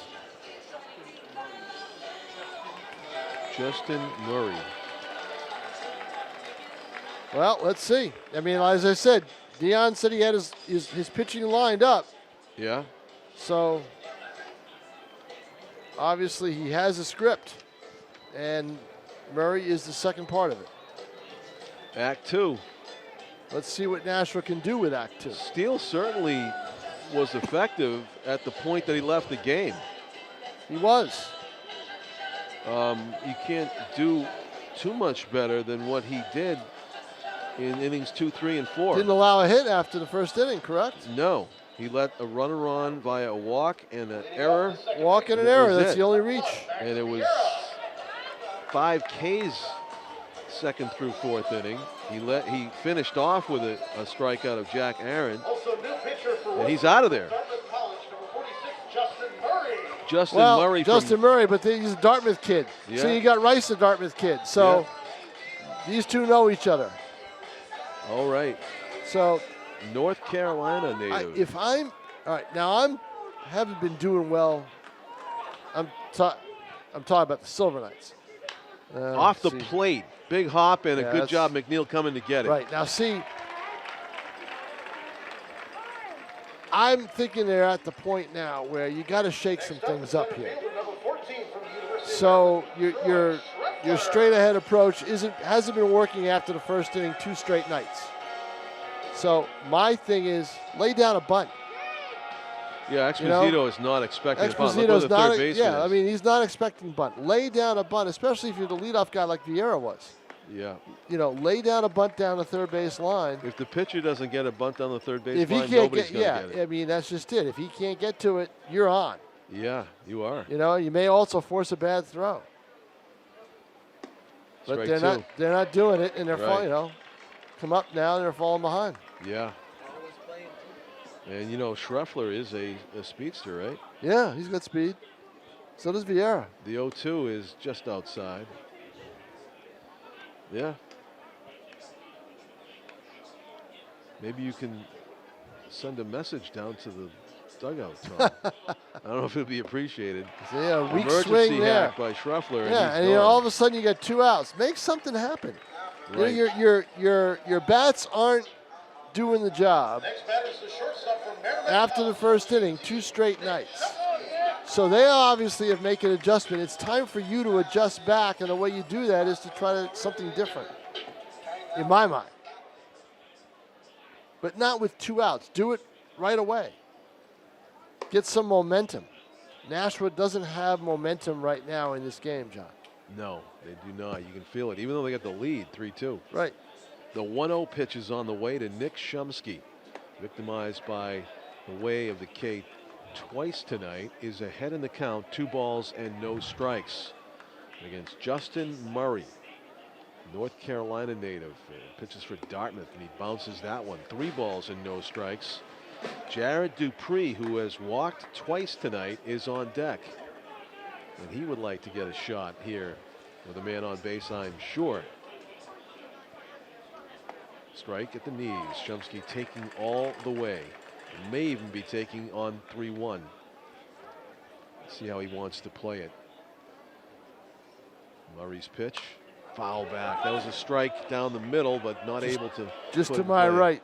Yep. Now, Murray's really battled back in a nice way here. There we go. Ball 4. 2 out, base runner aboard for the Yeah. Silver Knights here in Again, the 5th. 2 out base runners. You know, you need them leading off. Yep. They do their best work when they get the leadoff man on. That's you know, every team is like that, but Nashua especially. They take advantage of it. I'd love to see their averages with the leadoff man on, because I think they take really good advantage of that. Jared Dupree, the batter. It is twilight here, or just about, at Holman Stadium. The sun is a memory. That's a ball one outside. There's a changeup or something there from Looked it. Murray. Yeah, if I'm The Murray. 1-0. Strike, fastball. Ooh. Good pitch. That's a strike, but it's not a pitch that really Dupree could hit. Right, it's not a cookie, that's No. for sure. The 1-1 pitch is on the way to Jared Dupree, the Silver Knights right fielder. He'll be looking to cut here. To And left he center. does. It's got a chance to get down, and it's caught. it hung up. Closing speed on the slice. Yeah, the ball is Yep. not. That looked like it was going to go all the way to the track, didn't it? Yeah, it did. And if it did, it would have scored a run. And it just faded And into Dupree the is looking left-hander's out there. glove. He's wondering what the heck happened to it. Yeah. That wind is taking is Yeah, a it's the factor. wind. The wind is coming in now. The ball's not Yeah. going to go out. I was pushing it from right center towards third, like you Right. said. So now you know the wind is in. So you got to Yeah. now you've got to adjust his hitters. Line drives only. Yeah, it was good to see Dupree hit one on the barrel. That may bode well for later. And Patrick Harrington is back on the hill. There was some bullpen activity for the Silver Knights. Well, they'll continue to be bullpen activity, I'm Yeah. sure. We're going to the bottom of the fifth now. And Patrick Harrington will be facing the top of the order, Tom. Matt Shaw, who homered off of Harrington to begin the game for Worcester. And to be followed by Nick Martin and Ben Rice. Nick Martin, the two-hitter, does have a stolen base. Matt Shaw, the leadoff batter's got a stolen base. These are two guys that Harrington wants to keep off the bases ahead of Ben Rice, the league MVP, due up third in this inning. There's a certain psychology, I think, that goes into championship games like this. Of course, you do count on big hitters and big name players like Ben Rice, but they also, come to believe that it's their time, or the fates are Sure. smiling on them, and if you put a couple of guys on base and Ben Rice knows he hasn't come through yet, he'll just think, law of averages, I'm feeling good up here. And it could be the big blow that Silver Knights fans fear most. Patrick Harrington, the starting pitcher, trying to work his way through the lineup a third time. And here is Matt Shaw. Big swing and a miss. He tried to hit his second home run of the game. 0-1 the count. After that home run, which Shaw hit on a fastball, he saw a diet of off-speed pitches his next time up. That fastball is just for show, I think, from Patrick Harrington, up and away. 1 ball, 1 strike. Bottom of the fifth inning. The Bravehearts are the home team in this third and decisive game of the best-of-3 series. Ground ball, left side is foul. So it's 2 strikes on the leadoff batter in the order and in the inning for the Worcester Bravehearts. They did get their lead batter on, if you want to count the home run that Shaw hit, in 3 of the 4 innings. Wow, That's reaching. a strike 3. Yeah, you don't see Worcester hitters reach like that too much. No. So a victory there in the battle to keep the leadoff batter from going on base for Patrick Harrington. And now he faces Nick Martin, who has reached on an error and popped up to the second baseman. 4th strikeout of the game for Harrington. It looked like Jack Aaron caught that on a hop and then tried to frame it in the strike zone. Hey, it never hurts. What? That's up and in. Never hurts. You try anything when you're a catcher, right? I guess. The 2-0 pitch is on the way from Patrick Harrington to Nick Martin, and he takes a slow pitch. Was that Yeah, that was curveball? Harrington. Yeah, it was a curveball. Harrington has a lot of faith in that curve. Obviously, he throws it in a get it over situation. He knows he can control it. The 2-1 on the way. Another slow curve. And yeah, that was probably a ball because it was up and in, but he defensive swing by Martin. He kind of has a longer stride, so he was underneath that ball, swinging up at it. Boy, you go curve one more time. He does, and right back to him with the comebacker. Whoa, that was a little dangerous. Yeah. Yeah, that's a play. You got to make that throw to first, Pat. You do. Pat you Harrington. do. There's a reason why. There's a reason why there's a first baseman. There's a reason why you don't see the major league guys do that. And that's it right there. Yep. It's dangerous. I don't know why he did that or decided to do that, but that's. Yeah, just flip it. Just flip it. Under here. You know? Yeah. So that's G1 in your scorecard. Yeah, we saw Garino do that four times last night. Flip flip yeah. He was busy at his position last night. He even fielded a pop-up. The Silver Knights pitcher. Was he the winning pitcher in that game? Garino? Yeah. Oh, yeah, of course. Yeah. 5-1. Right, he was around. 6 innings, 1-run ball. 6 innings. Yep. And Rice tries to lead. Garino's 5-0 on the year. Wow. He hasn't lost. He didn't lose all season. How about that? Won every start he made, which was 1, 2, 3, and was 2-0 in relief. The 0-1 pitch to Ben Rice is in the dirt. 1 ball, 1 strike. You don't want to open the door up here. You'd love to get Rice here so you don't have to deal with him for another 2 or 3 innings. Right.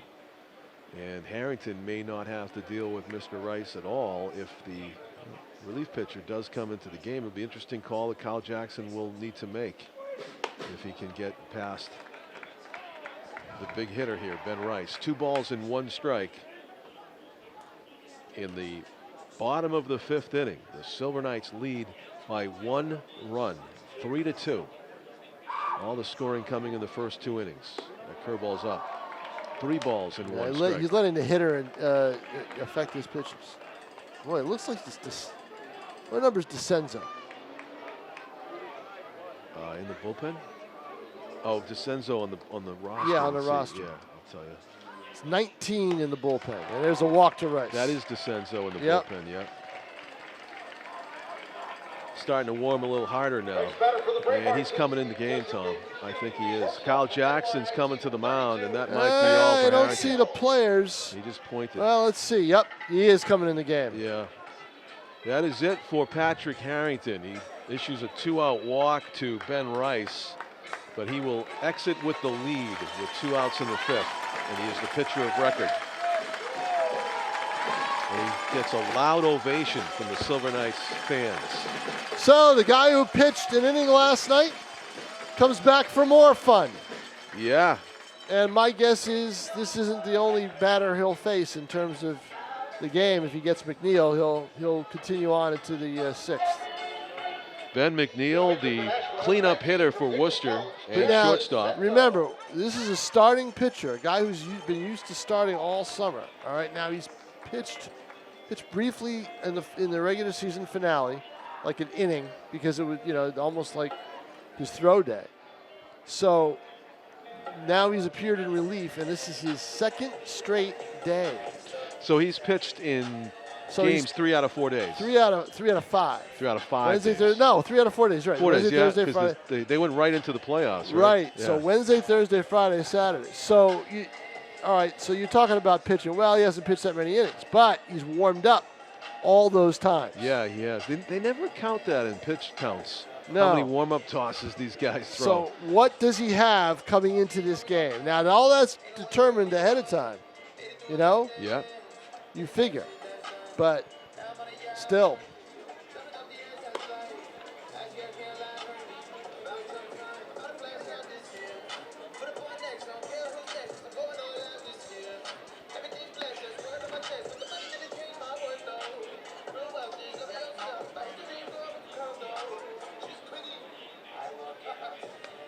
My son's over there on the picnic table. I'm trying to wave to him. Jack DeCenzo throwing his warm-up tosses. Hey, you can get him? He's in the kid zone, he said. Yeah. Once again, shortstop from NYIT, Ben McNeil. Tom remembers Camden because he was born when the Pride won the championship that night in 2000. I was. Yeah. Is he? I think he's looking at his phone right now. He's going to look up. He's going to look up. No, too late. Yeah, he's waving now. There we go. Strike call down the middle. Yeah, you were on TV. Yes, he might now. Maybe DeCenzo's just going to face one hitter. We'll see. They've got bullpen action already.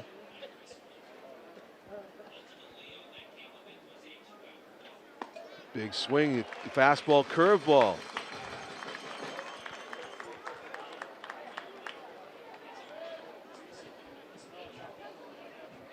And it might be Roberts. Oh, warming down there? Yep. Yeah. Kyle Jackson obviously has a plan. The 0-2. Fouled off to the right. Yes, McNeil stays alive. Somebody must have made a nice catch. Crowd gets into it. Well, let's see if DeCenzo can make a nice pitch. McNeil was almost on that curveball to the other way. Be wary of that pitch again. I would come in on him. And he does. And it's a lazy fly to right. Dupree's got a beat on it. Yep, Out number 3. DeCenzo does the job out of the pen. A fly out to right. So it is 3-2 as we go to the 6th inning. Top of. The drama continues. Yes, it does. And let's see who the Bravehearts trot out of the dugout to the mound this inning. We had, who do we have? The pitcher that was on, Murray? Murray was the pitcher before. See who's coming back out. Whoever it is, they're taking their time. Sure is. There's no catcher either. Well, Rice was on base, so Oh, that's right. Yeah. Do we know who's pitching? The Worcester guys know who's pitching? This is unusual. This is very unusual. In fact, Kyle Jackson's looking over there to find out what's going on. Curious. Yeah. You do not see this kind of a gap. I mean, technically, they're using up their time that they should be warming up with a backup catcher. But I don't know. I guess they're not on the clock, really. They're on a pitch count. It looks like it's Murray. 40. Yep, 46. It's Murray. It's Murray. Must have had a bathroom break or something. Either that or was waiting for Rice to put his catcher gear on. But usually there's a catcher who's ready to warm you up, right? A backup catcher with his gear on, somebody without stuff on. Yeah. So Murray is back out there to pitch the 6th inning. The Silver Knights with 3 runs on 4 hits. And did all 4 of those hits come in the 1st inning? 1, 2, 3. I only have them with 3 hits. Well, they must have given an infield single to Stallman. They must have given an infield single to Stallman. Yeah, and then he went to second on the error, they said, by the throw. I don't know if I would have done that. Well, you had the right. You said the right thing, Tom. If that was on the money, he's out. He's out, yeah. So that's an official scorer's decision right there that you would disagree with, but nevertheless, it's an infield hit for Stallman. And right, the 3 hits for Nashua in the first, a single by Bouchard, and a home run by Jones, and then a single by Rounds. Right, and it has been slim pickings offensively since then. They have not had a hit to the outfield. Where have we heard this before? They have not had a hit to the outfield since. Right. The good pitching of the Bravehearts rears its head here in the championship and deciding contest. Game 3. Kyle Bouchard gets victimized by a generous strike call. Might have been a bit off the plate according to this umpire's zone. But it's 0-1 on the Silver Knights slugger. That's off the plate a little bit more. Yeah, and I don't think the Silver Knights slugger can count on a fly ball to right field being over the wall because that wind is really coming in hard. At least I feel it in my booth. The 1-1. 2 high hops in play. Flip to the pitcher covering. And it is 1 up, 1 down in the Silver Knights' 6th. Dylan Jones will be the batter. And it only gets tougher with that bullpen. They've got a good bullpen. Dylan Jones was a victim of the weather conditions his last time up as he drove the ball to the wall in left. It was gloved by Nick Martin, a ball that we thought might have been or become Dylan Jones' 2nd home run of the game. Right. The big blow, though, belongs to Dylan Jones in that first inning with 2 outs and 2 on. He drove the ball high over the billboards in left. But again, see, as hitters, you feel that breeze. You know where it's coming in. So, yeah. Okay, so what we don't want to do is we don't want to hit fly balls. We want to hit line drives, and we want to single them to death if they can. Right. Because extra base hits, unless you really tag it, are going to be hard to come by. Yeah. Ideally, so hit the ball down in the corners and let it rattle around. Just hit the ball hard somewhere, but don't try to hit long fly balls because they're not going to be long fly balls. They're going to be caught midway. I mean, look at that shot by Dupree, right? We thought that was warning track at least. It was caught midway out there. It was. Breaking ball swung on and missed by Jones. That's a breaking ball, and he thinks he's going to. It's hanging. And he thinks he's going to power it out. No, just try to hit line drives out of the over the infielder's heads. You want to stay back and hit that one the opposite way. Actually, right? Yeah, is the optimal way to approach it. And he does that go the time, opposite way, but it's going to die out there again. It's right. It's tough. Chad Shade with the closing speed to put it away for out number 2. See the frustration on his face. 2 outs, no on. Ben Rounds, the designated hitter, has flied to center and singled in 2 trips tonight. Only the 3rd time through the order for the Silver Knights as they bat here in the 6th.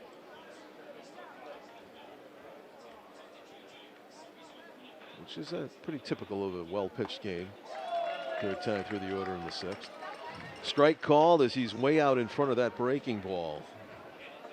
And going to the breaking ball a lot here in the 6th inning is Murray. That's a fastball, though, and he mixes it up. 0-2 on the Nashua DH. Trying to get on base.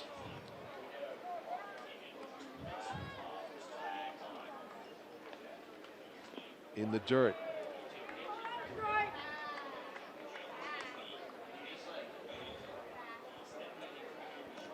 And it looks like DeCenzo has faced his last batter. As if that is Robert's, I believe it is. He's throwing pretty hard out there. The 1-2. And he gets him. Murray just handcuffs them all. So it is a 1-2-3 inning for the Bravehearts pitcher. And we go to the bottom of the 6th. It's still a 1-run game. It has been so since the 2nd. We thought 3-2 would not be the final score. It won't be. I still think so, I agree. But there's a lot of innings going by the boards here. But the more you go, the more I say that, and the more we go into later in this game, that's not a good sign for Nashua. When you are not the home team. Yeah, exactly. Yeah. You don't have any chance to bounce back. Nope. In the 9th, say. So we will see what transpires. It is exciting to the finish. One more time with the Love Is Gone dance in 2020. Yep, the last time. John Meade. Well, Meade's not here. Oh, that's not Meade. No, Meade's 32. not here. That's right. Who's 32 there? Good So, work. maybe you thought it was Meade last night too. I did. Yeah, yes, it wasn't he's him. not. All Yeah, right. he's not here. Let me give credit to the right person. He left here. after Thursday. Yeah. So one of those crazy pitchers. Joe Quintal from Bedford, New Hampshire.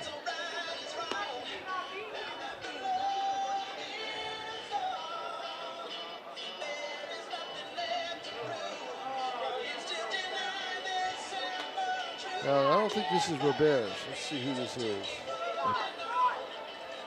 Is it Robert Cobb? Let's see. Tell you in a second, John. Is it 38? Pete, do you see the number on the pitcher? It is 38. It is Gabe Driscoll. Gabe Driscoll.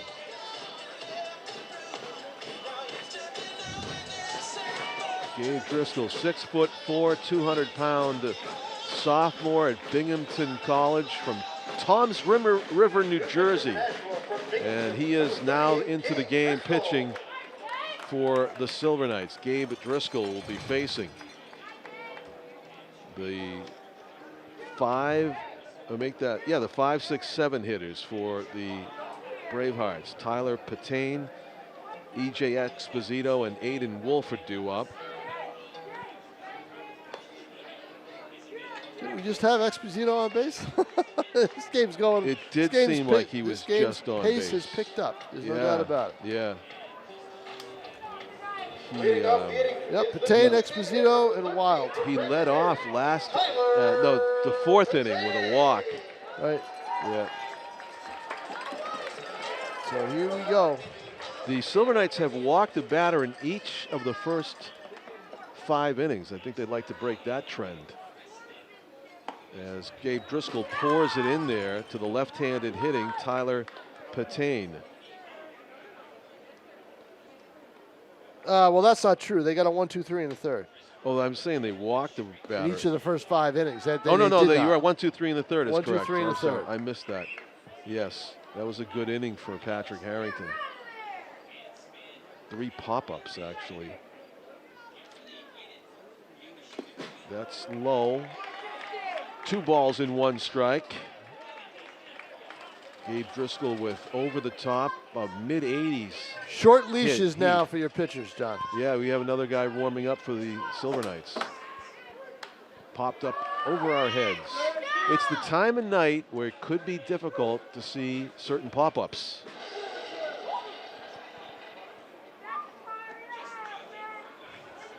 Well, I gotta say, I guess it depends on I'll how tell you your who's vision warming up is. in a second. That's strike There 3 it is. called. Good job. The breaking ball. I don't know if you thought that was up. Now, he didn't like it, that's for sure. I thought it was in there. I sure did too.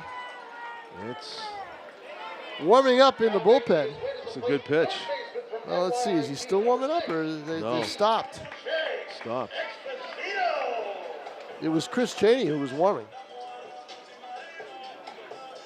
He was just getting loose for later in the game. EJ Exposito walked his last time up. And he's also popped up to the first baseman, batting for his 3rd time tonight.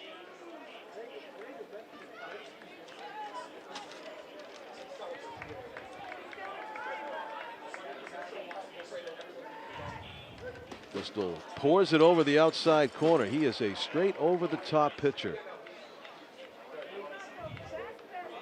1-1 is the count to Exposito, the 3rd baseman for the Bravehearts. Spells his name with an EX. Otherwise, he would be the same name as Phil Esposito, but he's Exposito. Yeah, I wonder how many times that's been messed up. Yeah. That's in the dirt. So he has got a 3-1 count. This is not a guy you want to put on. You want to throw strikes to Exposito. You do. You don't have to pitch around him. Especially with nobody on base. Throw fastballs, let him hit it, let your fielders do the job. See what He's Gabe got speed and he can get around. And he Pop gets a up. break. Gets a break on a 3-1. He comes down the middle with it. Exposito can't time it, and they get a break on that. Good job by Driscoll to not give in. Max Vieira catches the pop-up, which wasn't easy to see, but nice to have 22-year-old eyes, I guess. And Aiden Wild will be batting with 2 out and nobody on here in the bottom of the 6th inning, and still a 1-run game. 3-2, the Silver Knights lead it. The championship deciding contest. Best out of 3.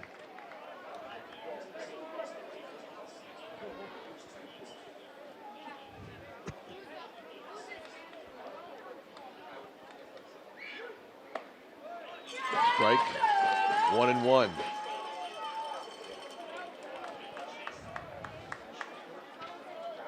Gabe Driscoll. Kicks and throws. Ground ball topped, foul. 2 strikes. 1 and 2 is the count on the Bravehearts' first baseman.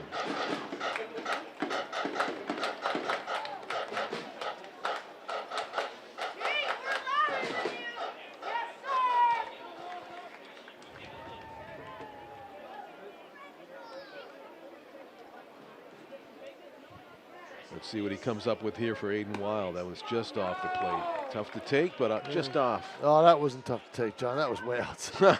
That was way outside. Aaron had to get up. Yeah.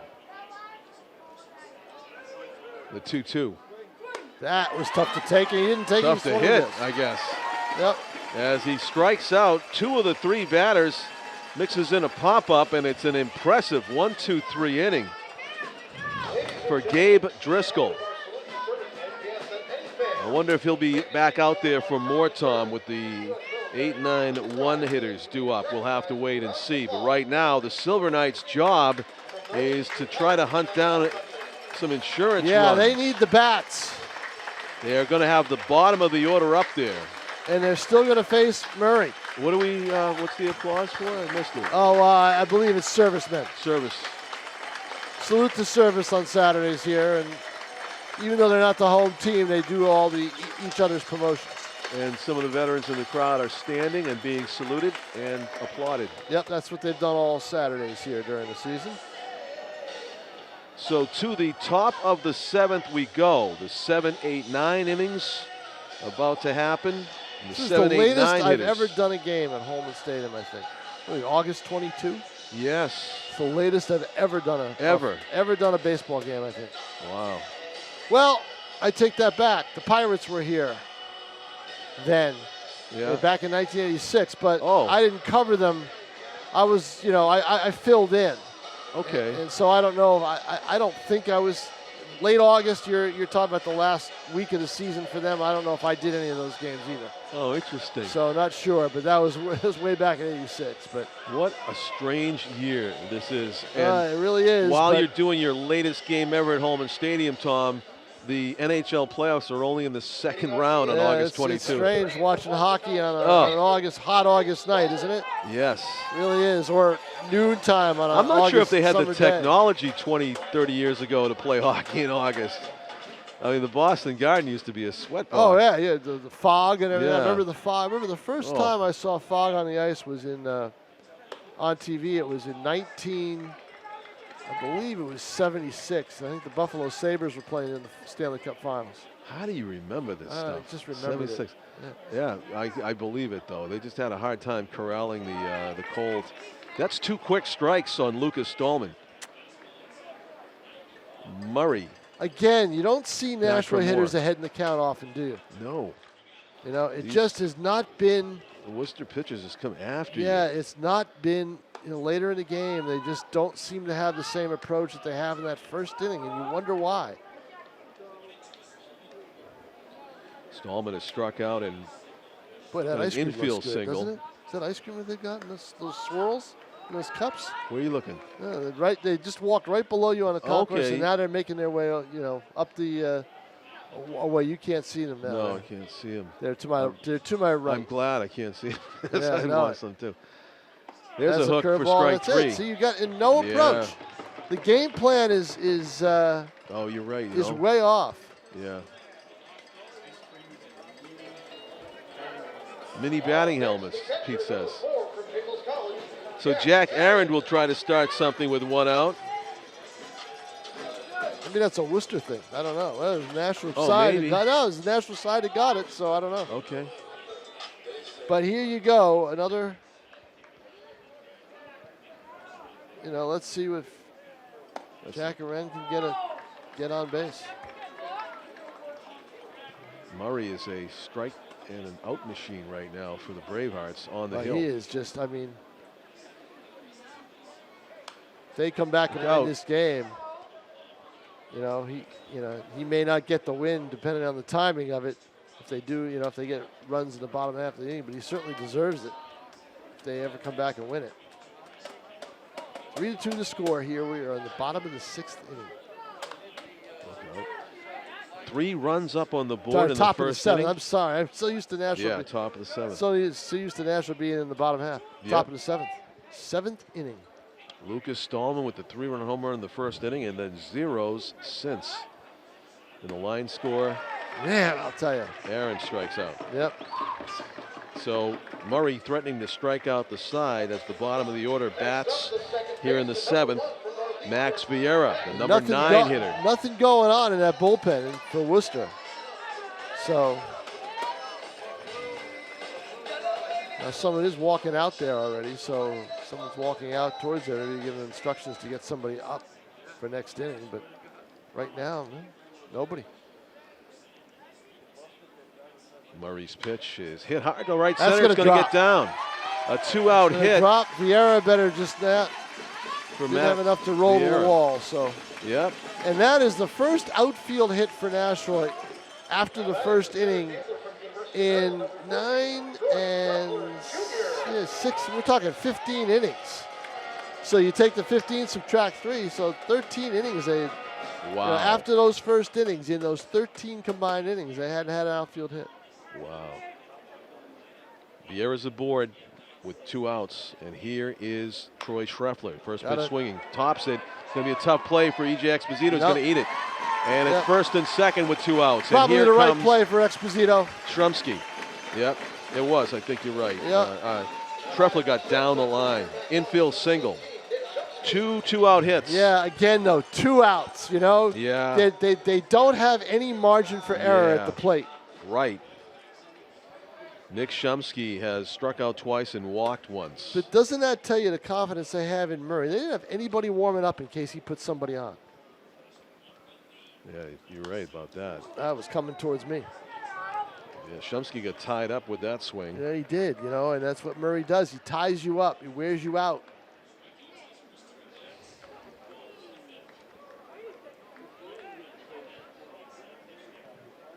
Shumsky would love to drive home this run with 2 outs. That one's up, I guess. Boy, where was that? I know it. I know it. That looks like Murray's patented pitch that he's been really handcuffing these hitters with. Yeah, on the left side and the right side.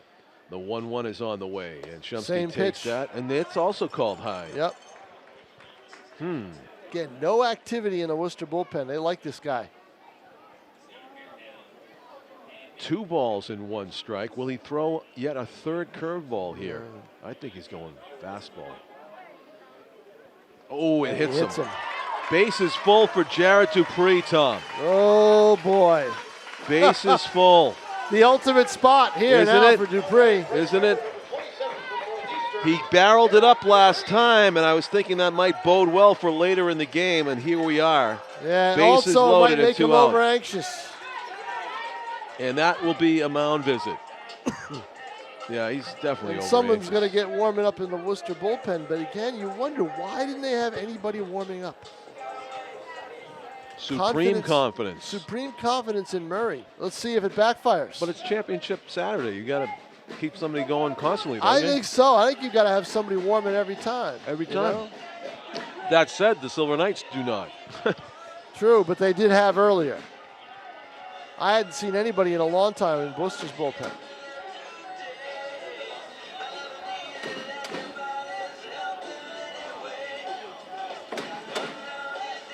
John, I'll tell you, this may be it right here, The game, the Yeah, championship. I just think if you come away empty here,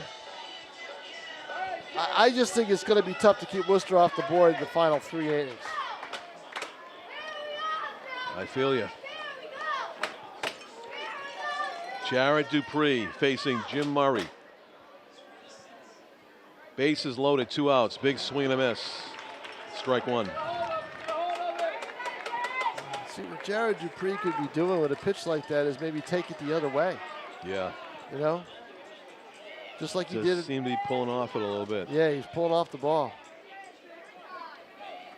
Justin Murray. Oh, man, I'll tell you, he's got him set up. You get that swinging strike, and then you really have him set up now, and Dupree is in a big, big hole.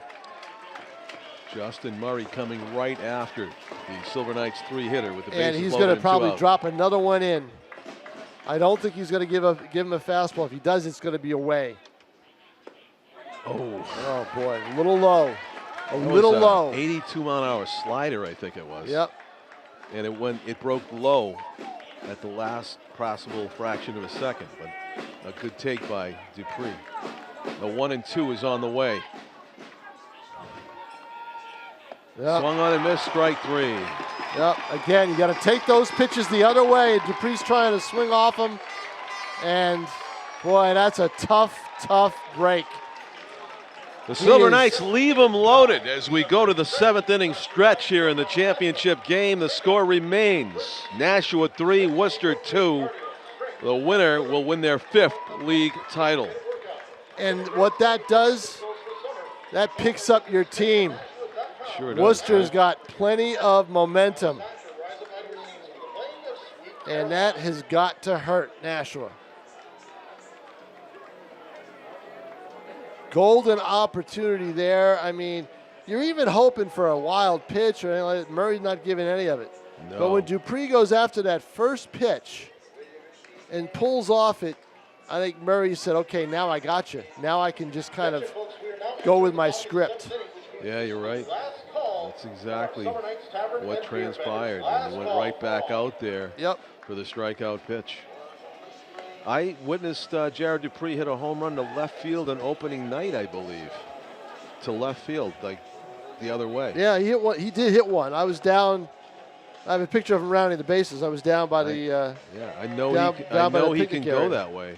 Yep, and he can go that way. And you know what? That was the play. Yeah. Go that way. Try to take it to right field, left field. Left field. Even just dump it out Yeah, there. just right? dump it. Get the bat on the ball and put it over the infielders' heads. That Dupree is just trying to hit it out every time up. It looks like, and it's just not, Right.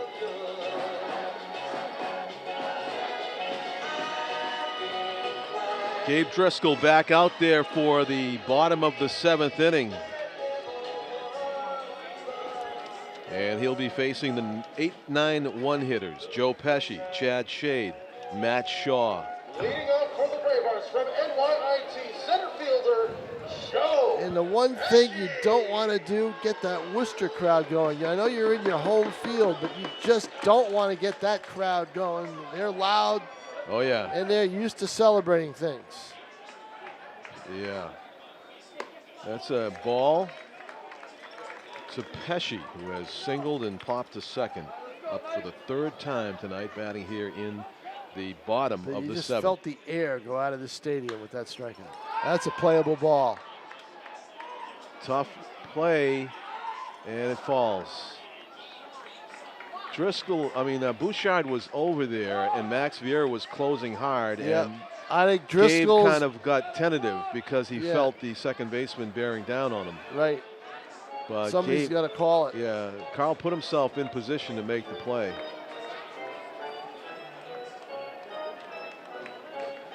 Little things. Little things like that, you just get the spit in You your want, stomach, you don't just, you? Yeah, you wonder. Yeah. You wonder if it's your night. That's what you start to wonder. Gabe Driscoll trying to force the issue here. There's a And blue there it base is. Yep. hit. See? Yep. And now the crowd will start. 1 on and nobody out. The leadoff single by Joe Pesci in a 1-run game. Chad Shade, the 9-hitter, sacrificed already once tonight. And we talked about Nashua bats being quiet. That's Worcester's first hit since the 2nd inning Yep. when they scored their second run. Not quite a rip either, but it does No, the job. solid line drive base hit.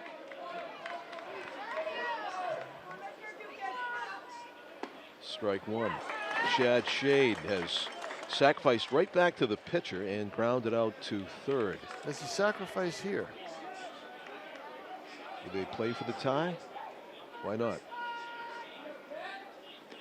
With the 9-hitter He's up got there. a big hole He's towards swinging. right. Strike He's 2. swinging. Yeah, he's not butting. Nope. Takes that out of that takes that out of the equation. I think the manager wasn't all that impressed with the sacrifice, but Probably went not. right back to the pitcher, Right. right? So But they're playing and they're shading him up the middle. There is Yeah. a big hole Yep. between Driscoll and Vieira. You know, that's the old school baseball. You're playing double play depth, they call it. Even Oh, if you yeah, have a no, dead it's- pull hitter up there, you know. Yeah. Although the shifts these days. Strike No, three. he's not pulling that. Yeah.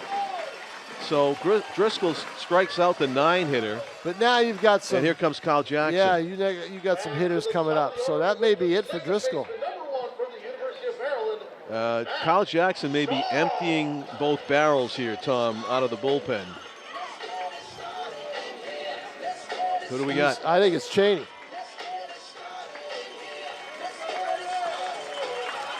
Gabe Driscoll gets a nice hand as I he think comes it's off. Chris Cheney.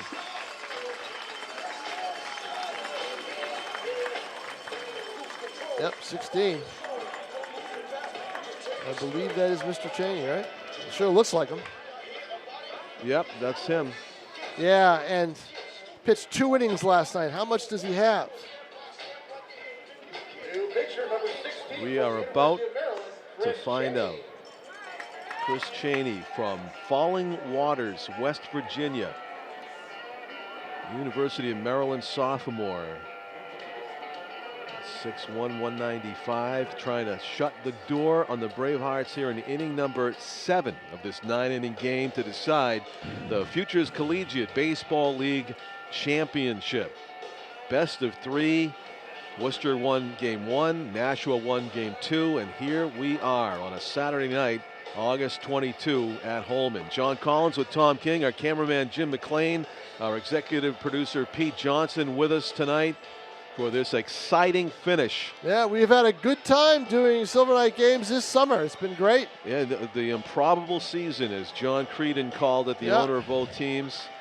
And as I would say, the highly likely 2 finalists going at it, a fight to the finish.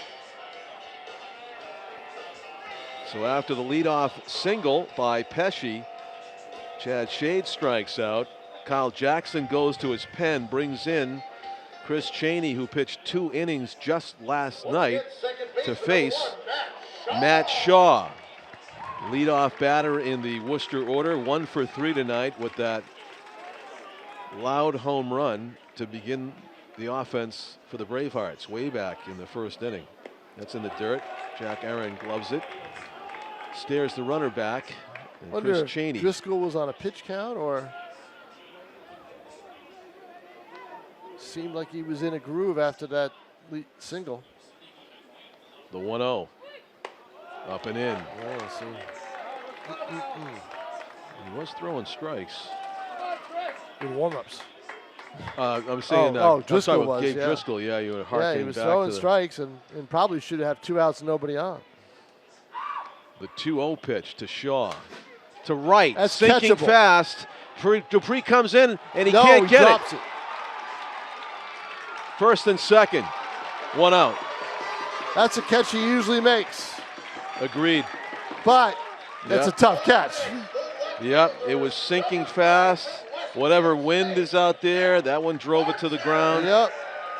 So, And see, this is the momentum, John, that I didn't want Yep. Worcester to have. yep, Because, they got You know. their 2, 3, 4 hitters due up. yeah, and who's that 3, you know? Here's Nick Martin, who has had a hot bat in this series. No hits yet tonight. Reached on an error. Swung on and missed. 78-mile-an-hour off speed there from Chris Cheney. Nick Martin, left fielder. Grounded out to the pitcher his last time up. The 0-1. Hard hit to the shortstop. To second for one. To first for 2. No. Off the bag. Yep. Vieira fired it hard, but Yep. too hard, too low. Bouchard did Should've been well 2, to John. stop it. Yeah, Should have you're been right. 2. There's Yeah. no question. I mean, a hard hit to second, that's One tailor hopper, made. Tom. You just the Yep. little things, man. The little things. Now you got to deal with Rice with men on and Right. 2 out. Yep. With 2 on and 2 out. And right now, not much wind. So Martin reaches on the fielder's choice. They did get Shaw at second. on the flip from shortstop. 2 down, and Chris Chaney's got to face the league MVP with the game on the line here in the 7th.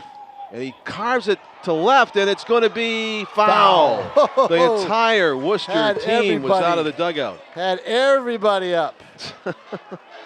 I mean, he almost dumped, I mean, shades of what we were hoping Jared Dupree would do. He almost dumped it into left field for the tying run.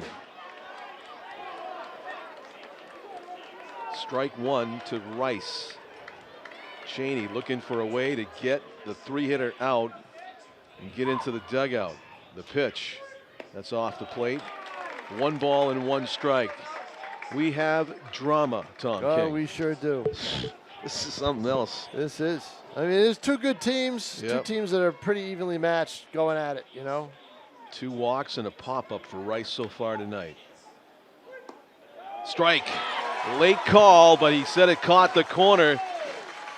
Rice didn't like it. He did not like it. I'll tell you what, though, you drop that curve in, these umpires are almost 80% of the time raise their right hand. I thought that was the right call. I did too. It's not going to be popular, but it was a great Can he do it pitch. again? He's going to probably try to do it again. No, fastball up and away. See, again, wanted Rice to chase the high, hard one. Yeah, he might try it here, Tom. I don't know. Yeah, 2 I and think 2. If he tries it here, he better not hang it. He better not hang it. He's But right. at the same time, Rice is probably going to be looking Rice for it. is right on top of the Yeah, plate. I'll he tell is you right what. on top of the plate. And he throws it outside. man, We I'll have tell a you. first Yeah, runner on that's- first will be going. 3 balls and 2 strikes, 2 outs, Drop and that 1 hook run down game. and just Yep. why they don't go back to that, I don't know.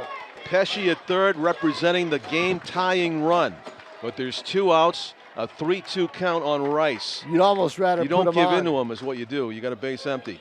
And he Oh, fouls it. just gets a piece That of it. might have been below the zone. It was ball 4, was but ball it was 4, but but- it was a pitch that was coming right down at you. You want to swing at it. Yeah, Rice wanting to be the guy, not stand there and take strike 3. A little bit anxious. Oh, this guy's not taking strike 3. So the question is, can Chaney make him swing and miss? The 3-2 pitch again. There goes the runner. Foul. Fastball, and Rice almost laced it. Yeah, he couldn't keep that fair because he's so on the plate. Right. That was on the inside corner. He's actually got no fear of Chris Chaney's fastball, which is a little dangerous, but he's probably got to hook him here, Tom, and just say if you walk him, you walk him. 3 balls and 2 strikes. No. He walks him. Yeah, he walks him. So Ben McNeil will come up with bases loaded. Yeah. It's, Force all around. yep. Not the worst thing that could happen with yeah, Ben well, Rice I don't up know, there. because McNeil knows he's going to get strikes. You know, because you don't want to walk in the tying yeah, run. you do not want to walk in the You tying run. had Rice. You were ahead of Rice, and you didn't play with him. You know, once he didn't chase that high, hard fastball, stay away from it and drop the hook down. And they didn't do it. McNeil has struck out, popped out, and flied out. Very high to left. Should be playable. Calling for it is the left fielder. Wow. Out number 3. Oh, And- I got a heart attack there from the hat on the grass. He looked behind him. Out number 3 it is. Well, They get McNeil to sky out, and both teams, Tom, have left the bases loaded with 2 out. how about that, huh? In the same inning. In the same inning. Talk about This- evenly matched teams. Well, this reminds me a little bit of the 2017 game where Nashua got 2 runs and made a 2-0 score hold up. You know, which isn't easy to do in this league. But boy, you see the difference in these 3 final games compared to the regular season. You're seeing the best pitchers each team has. My son has texted me, that was intense. Yep. And I replied, yes, it was. We are not done, folks. This is incredible drama here. 8th inning of the 2020 season, one that none of these guys or us will ever forget, especially Tom King with his photographic memory.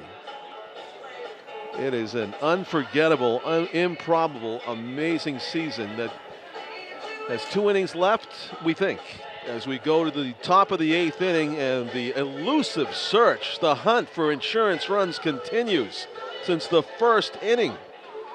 3-2 is the score. The Silver Knights will send Carl Bouchard, Dylan Jones, and Ben Rounds to the plate. The 4, 5, and 6 hitters due up for Nashua, and Justin Murray is back out there. But the difference is there is activity in the bullpen, Worcester bullpen Oh, there is? There has been for a little while. Okay, So yep. if Murray gives up a base hit Short or a leash. walk, yeah, short leash on Murray. Yep. So if you're Carl Bouchard, I mean, you just keep doing what you're doing, or you just hope he makes a mistake middle in, or you actually try to go the other way. You said Carl really doesn't have that in his repertoire. Doesn't look like it, does it? No, it doesn't. Leading off, But maybe he could hook one, you know? Nichols College, Kyle Bouchard.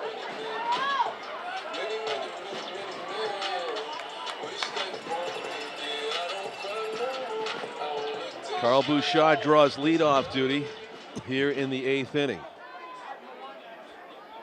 I don't know if Kyle would pinch run for Carl if he gets on first time.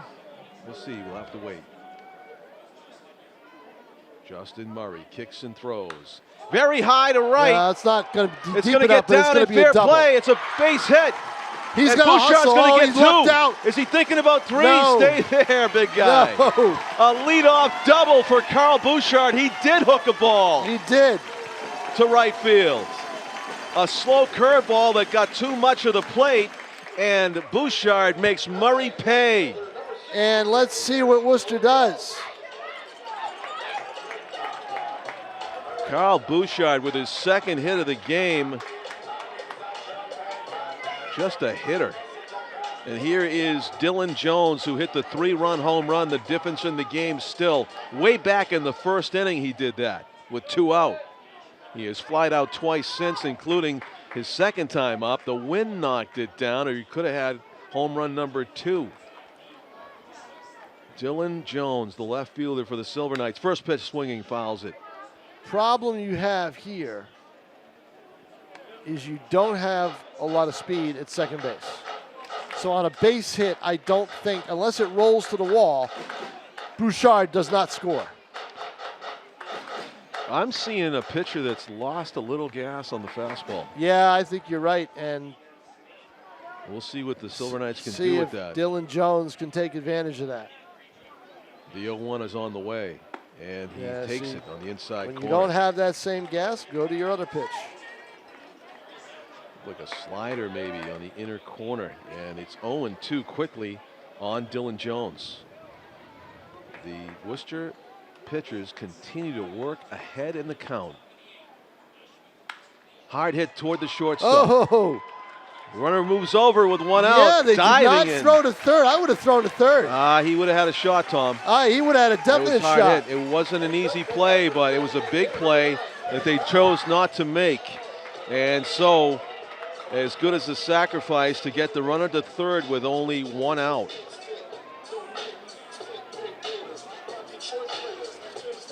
Ben Rounds has singled up the middle, flied to center, and struck out in 3 trips tonight. 1-for-3.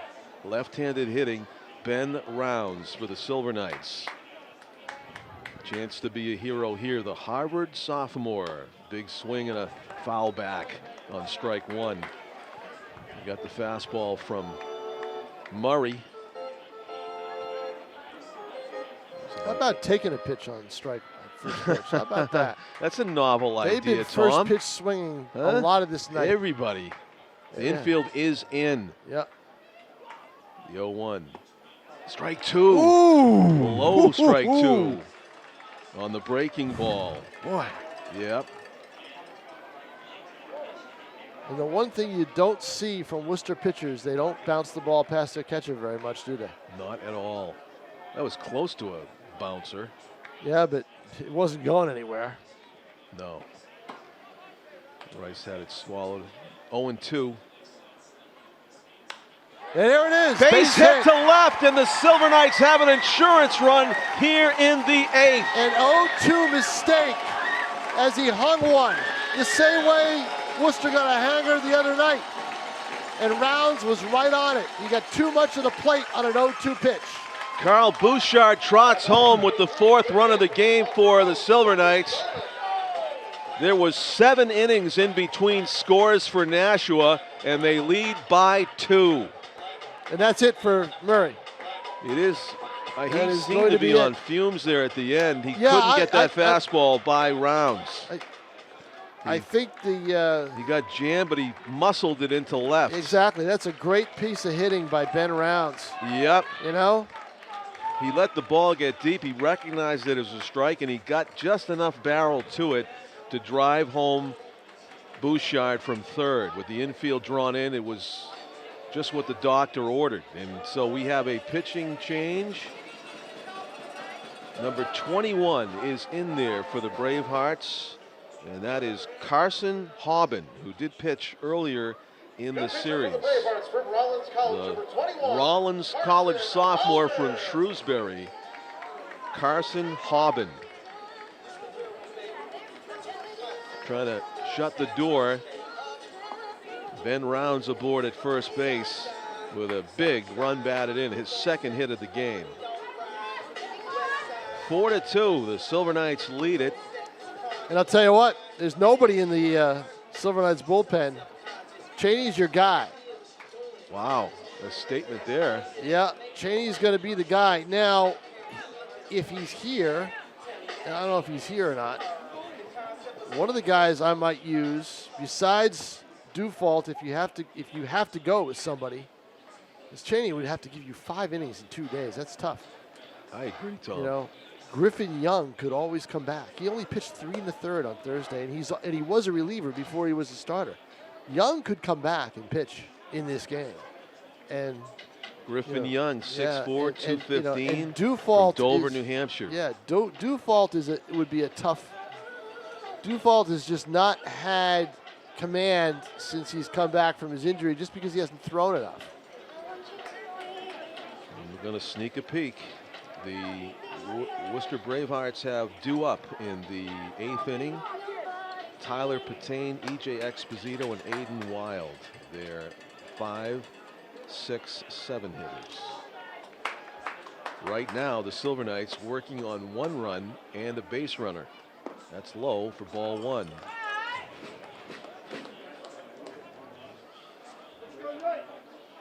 Carson Hauben. Now that takes the sting out of leaving the bases loaded a little bit, doesn't it? It does. Big hit by Rounds. It leads off of first base fairly cautiously. And another hit. That's a slicer to right that's going to get down and almost got past the right fielder. That would have been huge.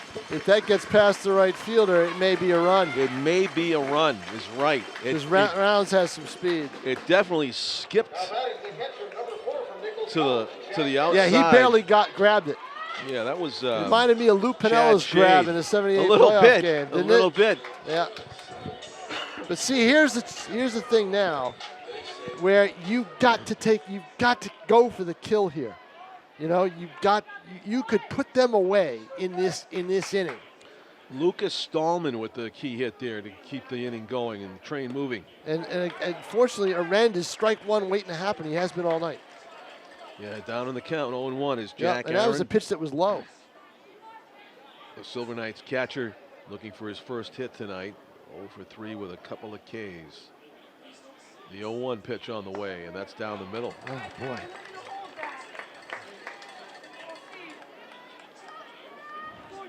You do not expect a walk from these Worcester pitchers, that's for sure. No. So Jack has to deal with an 0-2. Excuse me. And Strike the 3 hook call. on the outside corner. Boy, I'll tell you. Tough call, but yep. So you know what you're doing in that situation, Jack Arend? You're protecting the plate. Yeah, Foul it off. Foul it off. Just get a bat on it. Foul it off. Yeah. Don't take pitches. Classic, too close to take pitch right Yeah, there. really. It's just, you know. Yeah. Here's Max Vieira, who singled his last time up. It was the first hit in a long time to the outfield, as Tom pointed out. Well, they've He had a does it few again, now. it's a run.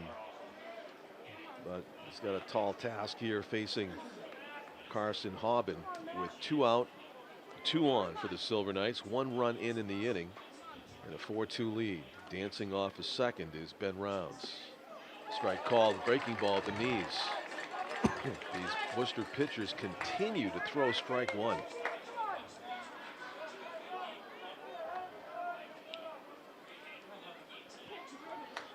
Hobben comes set, and the timeout called. That's a good timeout by Vieira. Ruin his rhythm. He was in a rhythm. He had thrown 4 straight strikes. He was in a rhythm. That's a good timeout by Vieira. I like it. I know it goes against what everyone wants to speed up the game, but you know what? Gamesmanship now. Yeah. Yeah, I mean, you know, it was nearly a quick pitch. You're right. You know, it was. And the thing is Hobben is in a groove. He had thrown 4 straight strikes and looked good doing it. Yep. So Vieira kind of steps out at the last second, and I think he's chatting with the umpire about it. Umpire says, I might not give that to you the next time, maybe. It's the top of the 8th inning. Silver Knights visiting team for the purposes of this championship series here in game 3. Trying to add to their 4-2 lead. The 0-1 pitch. Big cut. He had a great look at that, but Vieira fouls it and you know back. what? He was trying to pull it a little bit. If he had just been on top of it, might have gone to right field with it. Yep. But again, another Nashua hitter down in the count, 0-2. See if he can do what Ben Rounds did. Yes. Dump one off. Oh. That's a good snag by Rice. So solid back there. Yeah. That's why they don't have a lot of wild pitches or pass balls. 1-2. 2 outs. 2 on. Silver Knights staying greedy in a good way here. Looking for that extra insurance run. Vieira batting in a hole here, 1-2. Another timeout.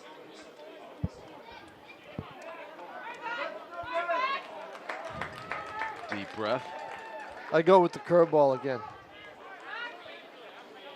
From the pitching standpoint. He does. There's the curve, and he spoils it.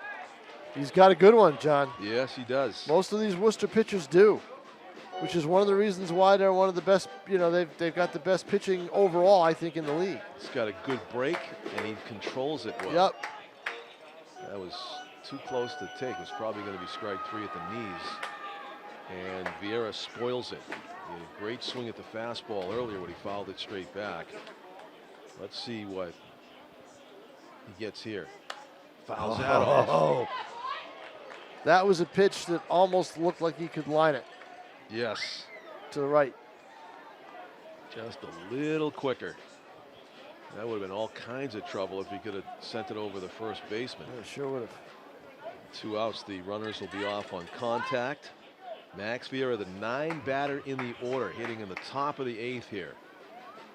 Top of the order for the Silver Knights, so waiting on deck. That's up and away. 2 balls and 2 strikes. A little bit of an overthrow there.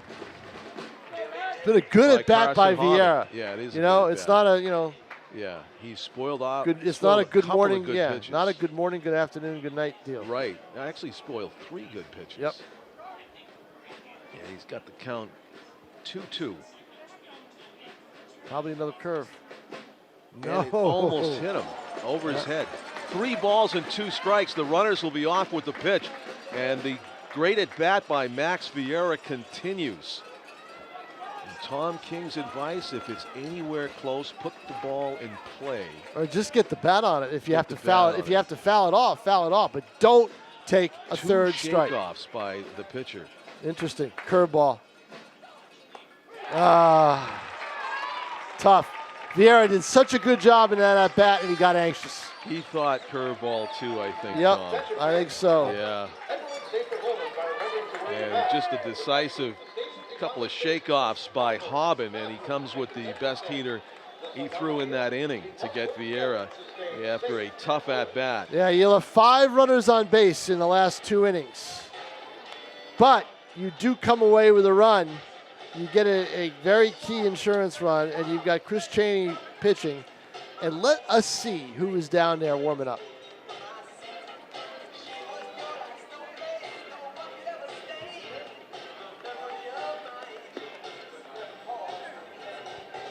It's like a tall, lanky righty, right, Jim McLean?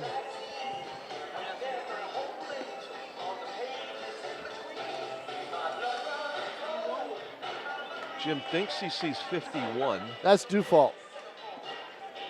That would be Dufault. Brandon Dufault. Yep. 6'5", senior at Northeastern. from Yeah, who's their Windsor, New closer and who going into this season, the feeling was, I mean, he pitched at the Cape last year.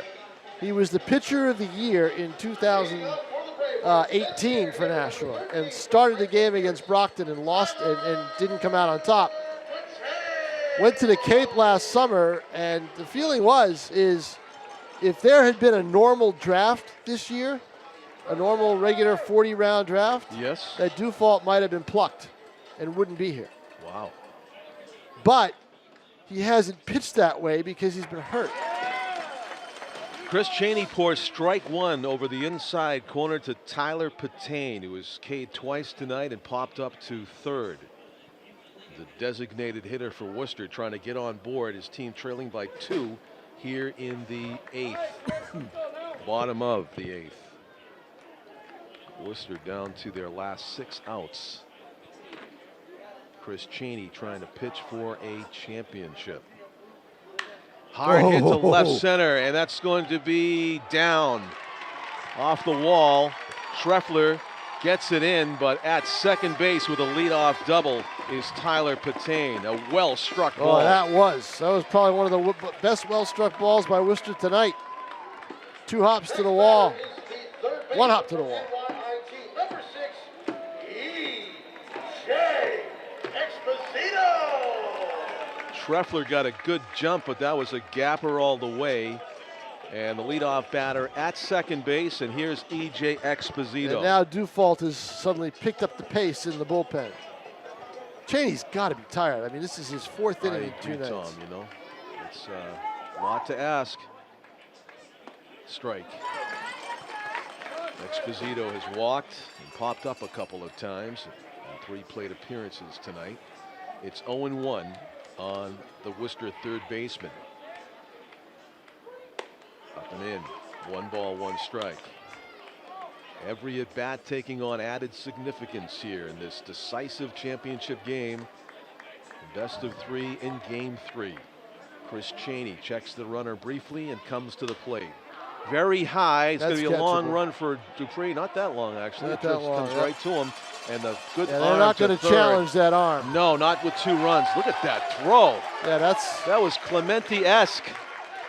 that's why Dupree, even in the slump he's in, is never going to be out of the lineup during a playoff because he gives you that arm in right field. That was impressive. I think, when he was hitting and he was doing well, Best player in the league. I thought so. Best all-around player. In the league. Yeah. Here's Aiden Wild, the first baseman, takes a strike. It's down the middle, top of the zone. He walked and scored back in the 2nd and was the victim of a strikeout 2 times. The first baseman for Worcester batting number 7 in the order.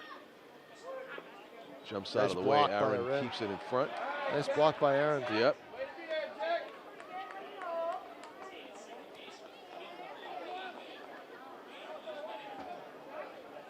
It's the wise move by Worcester not to try to tag up and go to third on that, even though it would have put the runner on third with 1 out. They are trailing by 2.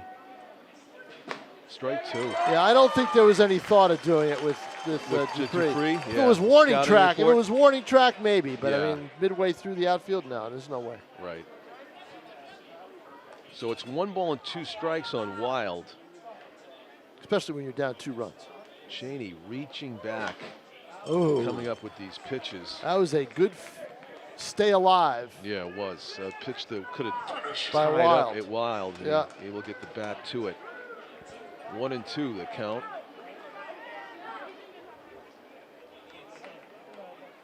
Cheney checks the runner and steps off. Nobody's really paying too much attention to Tyler Patane. Not that he's even any kind of a threat to go. He's just kind of casually hanging about the bag, hoping for something from Wild. Jack Arndt gets out of his crouch to stop that one, and it's 2 balls and 2 strikes.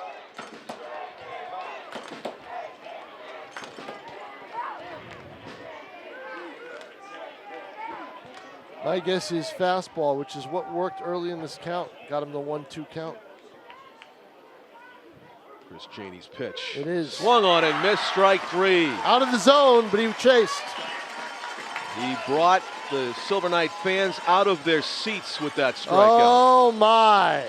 And we are going to go with Dufault. Sure, look, he's already signaled for Brandon Dufault, who's getting a few more warm-up pitches. 4-pitch save, Tom? Well, four out save, I mean. It's a lot to ask of Dufault. This is a big situation for a guy who hasn't been in that many big situations this year for this team. He was supposed to be in those situations, but he got hurt. New pitcher, number 51 from Northeastern, Brandon Dufault. Just down the road in Windham, New Hampshire. Yep.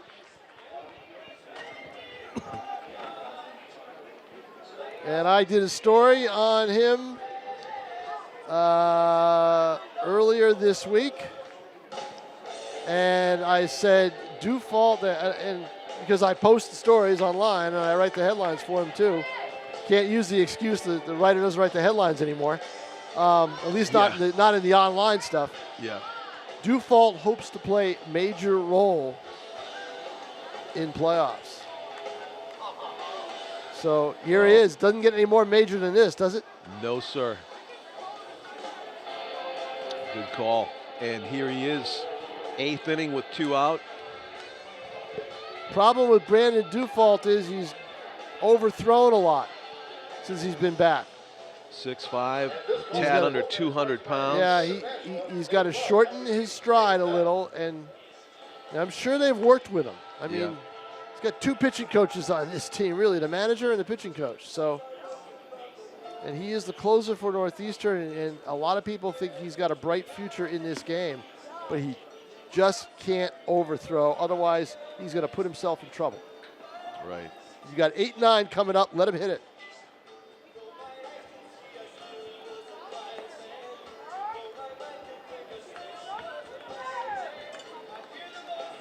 Dufault is over 90 on the gun and a couple of those warm-up tosses. Oh, he'll hit 90. Yeah. He's got that ability. Yep. Joe Pesci, the 8-hitter for the Worcester Bravehearts, lurking on deck. 91 on that one. Yep. Chad Shade, if Pesci reaches, the 8-9 hitters. Once again, the center field. Kyle Jackson making the move, Tom. Now, this is a guy who's got the closer mentality.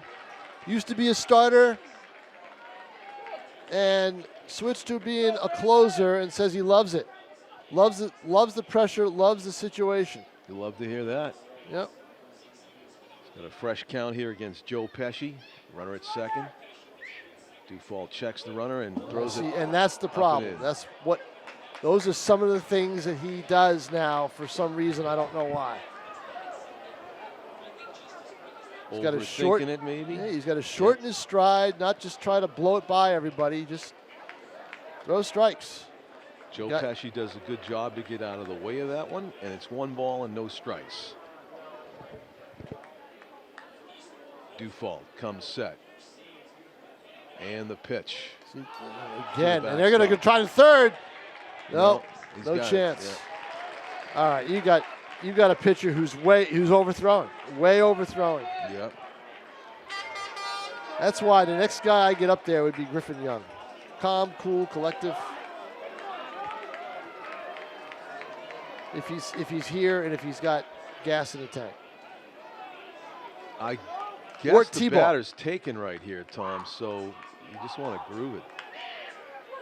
He's not taken. Max Vieira. And there it is. Knocks it down. Well, you know, John, he didn't groove it, but he didn't throw it hard. Yeah, right. He just guided it to the plate. Yeah. So, you know, I'm worried about the 9th inning, but, you know, we'll see. And again, John, I will be with you here for the top of the 9th. I will go down on the field for the bottom of. Gotcha. So the Silver Knights are coming up looking for more insurance runs.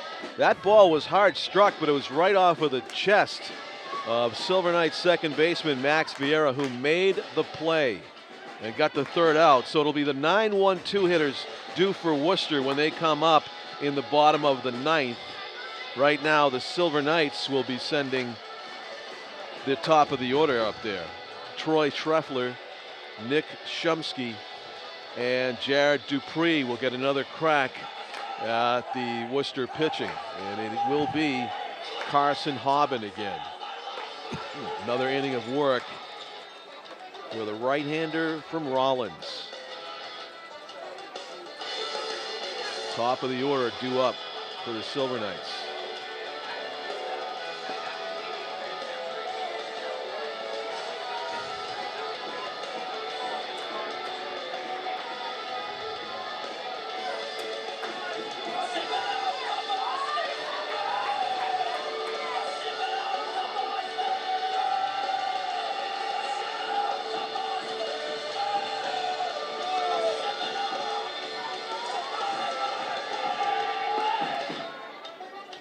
Fans certainly getting more than their money's worth. Don't you think? Yes, it's fantastic. Yep.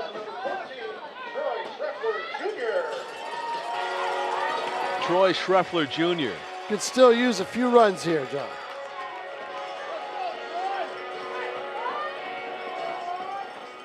That would be nice for the Silver Knights. Swung on and missed as Hobbin comes right after the Silver Knights batters yet again. It's 0-1 on a Nashua hitter. Schreffler swung through that one, and that's in the dirt. Working very quickly with nobody on base is Carson Hobbin. Gets it and throws it. Tell you what, yeah, you know, he's Nick Garino-esque, isn't he? Yeah. Because Garino works really quick. He calls that one high. 2-1. Schreffler must expect a strike right here. No, it's in the dirt. 3-1.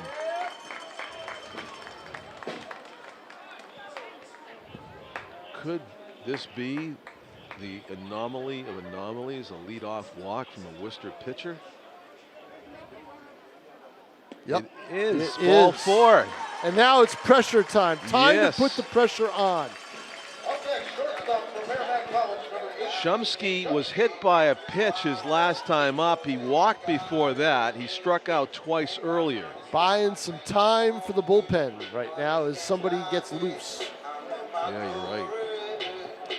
So, I don't know if it's any indication. E.J. Exposito, the third baseman, is walking to the mound right now, but before the pitching coach came out of the dugout, he didn't look like he was cheating in for the bunt. Why would you? I don't see why you bunt in this situation. Why would you? For a hit. Oh, for a hit? No, Yeah, you're up in the yeah. count 3-1. No, I mean. What are you talking about? I'm talking about Shumsky. Oh, I see. Oh, Yeah, yeah. all right, at the start. Yeah, I'm just talking about. I'm talking about like right before the pitching coach Right. came out of the thing. It didn't look like EJ was shortening up at all. Well, which is just crazy in this situation. you- Because you can bunt for a hit, and if you don't get on, you still get the guy to second. true. So, I mean, it's right there for the taking, Tom. You It mentioned is, it earlier. but you know what? I don't think. Use your two-hitter usually. I don't think they do. I just don't see that happening. Yeah, you're right. Yeah, you They swing know. away. They know the Silver Knights hitters are not going to bunt apparently. Yeah, I think so. You know, Yeah, it's no. just not in their, not in No, their, you know. no. I mean, they do it.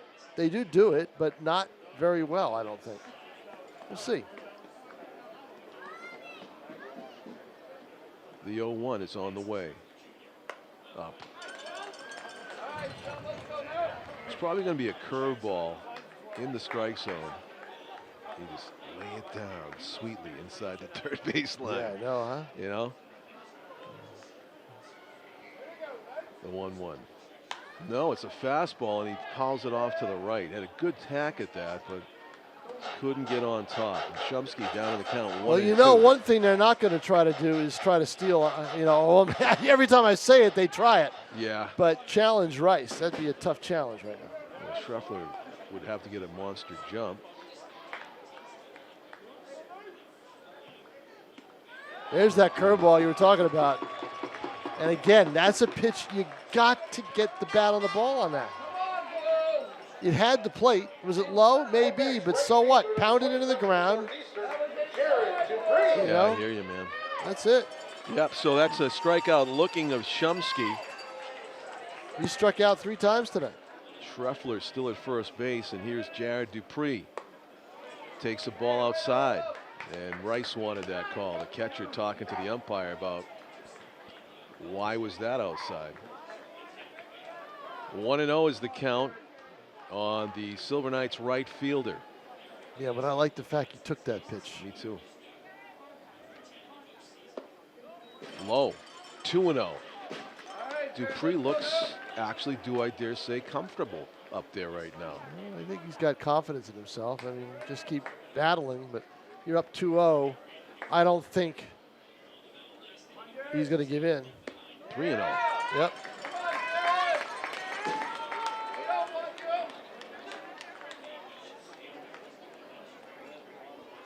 Jared Dupree ahead in the count, 3-0. I don't want the green light here, do you? No, that was on the outside corner, but definitely. But that's the kind of pitch he swings and misses at. Yeah, you're right. No, But now you're absolutely- 3-1. Yeah. That whole left field going that other way is still on the table, though. I think they're going to pitch him away, don't you? Yeah, I think they are too, and that's why you ought to let it go. 3-1. Ball 4. Yep.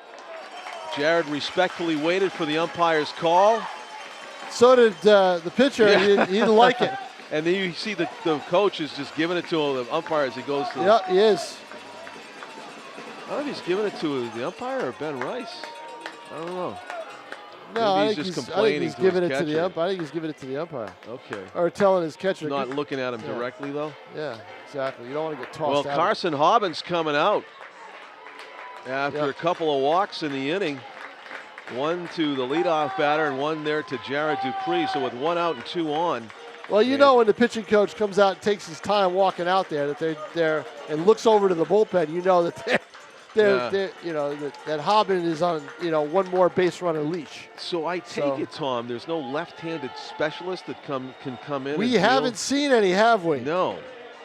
They got 3 lefties on the entire pitching roster. Yeah, It doesn't seem to be predominantly a enough. right-handed pitching team. Oh, they're four lefties. Yeah. But they may not be here, and they may not be that good. 1, 2. Actually, only 3 lefties. One of them is a left-handed batter, but a right-handed thrower. Well, that's not a lefty, is it? No, it isn't. Not a pitcher. So Not you a got pitcher. you've got 2. Right. Carl Bouchard has a chance to do damage right here, as the Worcester pitching staff getting trotted out here little by little. And Bouchard looking at a right-hander who comes pretty much over the top with mid-80s heat. Let's see if he's got a breaking ball. Brad Marchetti. It is Marchetti who was pitched last night, right? Yes, Marchetti pitched last night. Pitched pretty well, didn't he? He did. Yeah. Well, everybody that came in and out of the people Worcester being bullpen. taxed, though. You know, Yeah. asked to pitch 2 nights in a row. That's it. Cheney survived it. He did. Um, Kyle Jackson made the move at the right time. DeCenzo survived it. 1 batter. Or 2 batters, I'm not sure. But one, Yep. a third of an inning. We are in the top of the 9th inning. The Silver Knights up 2 in the decisive game, 4-2, as Carl Bouchard gets set to face Brad Marchetti, the Tufts University senior from Wellesley, Massachusetts. Carl Bouchard has been a hitting star tonight with 2 for 4 and led off the 8th inning with a double, and he scored the 4th run. Has a chance to drive in some key insurance runs here, with Worcester being down to their last 3 outs on offense. Carl Bouchard rattled the ball down into the right field corner his last time up versus Brad Marchetti, who pitched well last night for the Bravehearts. Dupree at first base, Schreffler at second, and the breaking ball misses low. That's a pitch I don't think I saw once in warm-ups. A breaking ball that just kind of was, like he was playing catch with somebody, didn't it? It did. Looked like one of those celebrity throwing out the first pitch. Yeah. The 1-0 pitch on the way to Bouchard. Big cut. He knew the fastball was coming. He knew it was coming. And he just couldn't straighten it out. 1-1 is the count. That's got to give Brad Marchetti a little bit of concern. It's like he didn't show a hint of getting it by him. And he was on the outside corner with that swing. So I don't know if he's going to try to bust him in. I think he's going to go curveball. To second goes Troy Schreffler Jr. Shortstop lurking behind him. Rice is pretty, Rice is a baseball player. He's the one making the calls, and I bet he's signaling for an off-speed pitch that he thinks Bouchard could be way out in front of. The 1-1. Instead, he was way behind it. Oh, they're going to try to throw to third. They do. Third and second. Something you don't see much. Bounces out of the glove of Rice. Yeah, but it was a wild pitch. That was a wild pitch. Yeah, exactly. Rice did whatever he could. Yeah, that one just slipped out of his fingers. Yep. He didn't seem to have any command of the first But breaking now, ball. if you're Nashua, you have to score in this inning. I agree, Tom. You really have to score. Infield's in. Yep. 1 out. 2 runners in scoring position, and Bouchard tries to leave. Yeah, that's a little changeup, I think. Didn't he? Took something off that you're pitch. Right. That's totally what it was. Yeah. A high changeup that he was way out in front of. Way out in front of, but now you got him 2-2. You got him anxious. Brad Marchetti has his sign. 2 balls, 2 strikes, 2 runners in scoring position. The pitch is hit to center. Not all that deep. Tagging up his Schreffler. Yeah, you got to try it. It's up the third baseline. They got to run. 5-2. The Silver Knights lead it by 3 in the 9th. Sacrifice fly by Carl Bouchard, who has scored 2 runs tonight and batted in 1 out of the 5 runs on the board for the Silver Knights. 5 RBIs in the series. Boy, sounds like I would give him the MVP, wouldn't you? I'm there, Tom. Yep. I would think so. I agree with you.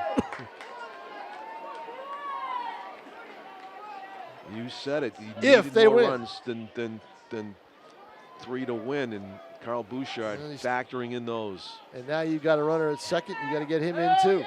Ooh. Batter is Dylan Jones, who hit that big 3-run home run in the opening frame that stood up for most of the game. Jones can't forget what he is, and that's a line drive hitter. Yeah. Okay? Yep. 2 outs after the sac fly. The pitch. Nice pitch. There's a curveball in there. It's the one curveball he threw that was really good. You're right. 1-1 is the count. Brad Marchetti working in relief for the Bravehearts. Dylan Jones trying to plate yet another insurance run with 2 outs. And the fleet of foot Jared Dupree at second base. The pitch fouled off to the right. 1-2. As Marchetti went with a fastball. And Jones just underneath it.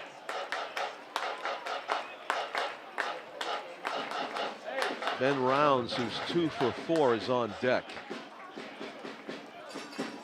But it will take something from Jones to continue the inning. The 1-2. In the dirt. 2 balls and 2 strikes. Top of the 9th inning.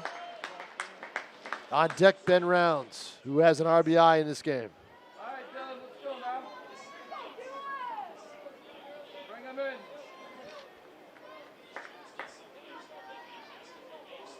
Worcester Bravehearts will have the 9-1-2 hitters due up in their half of the Yeah, inning. getting close to Rice territory there, aren't you? Ground ball, foul. Glove by E.J. Exposito. My prediction is we will see Ben Rice at the plate in this game. So he would be up 4th. Yep. There's nobody warming in the bullpen. That means it's Brandon Dufault's game. Wow.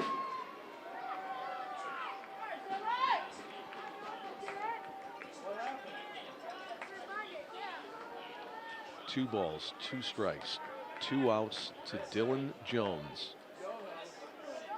Runner in scoring position, representing the 6th run if Silver Knights can get him home.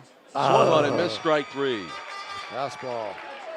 So Marchetti strikes out Jones, but The run is in. All right, John Collins, let's see what drama we have in the ninth. Yes, sir.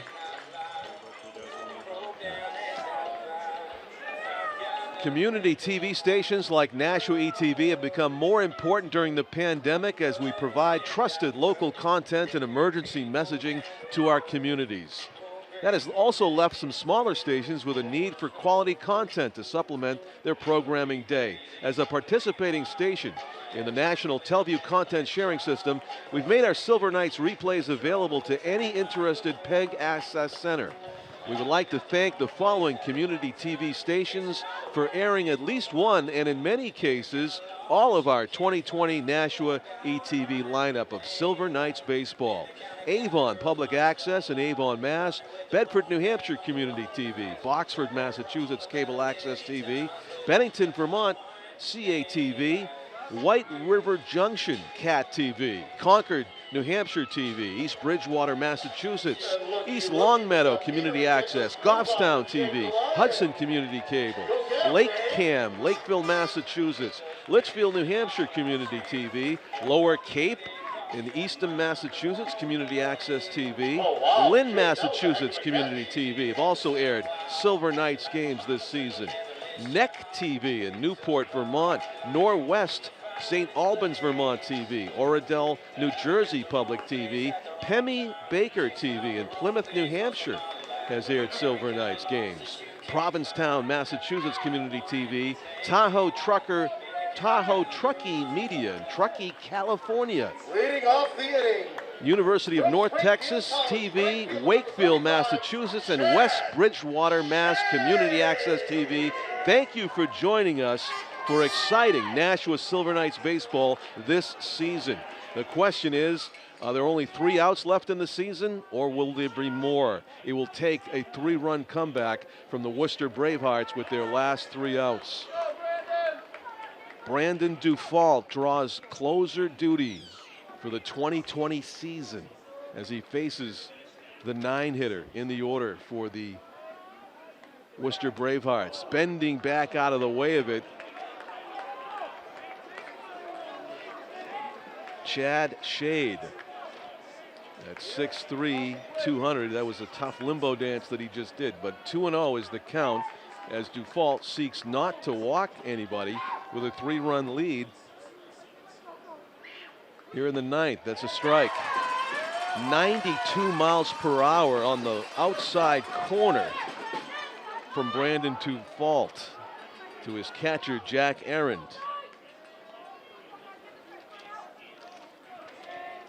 He comes set. The 2-1 pitch is on the way. Outside and low. 3 balls and 1 strike. The Silver Knights getting a pitcher warming in the bullpen just in case. Brandon Dufault from Windham, New Hampshire, this Northeastern senior, comes set. The 3-1 pitch to Shade. Strike 2. Every pitch taking on added importance here in the bottom of the 9th. Silver Knights leading 5-2. Shade awaiting the 3-2 offering from Dufault. Strike. No!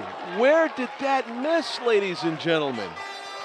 Back to the top. Oh, boy. University of Maryland, number 1, second I baseman. do not know. I guess it was inside.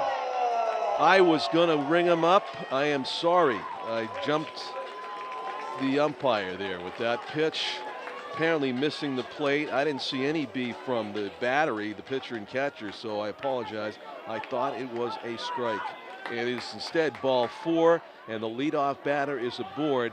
Chad Shade at first base, back to the top of the order, and Matt Shaw. Ball 1. Another pitch that was very close to the strike zone. 1 ball and no strikes to Shaw.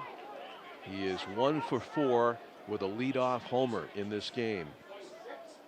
Dufault seeking that first out. The pitch. That is amazing to me that that wasn't a strike. That must have been called high because it was on the plate.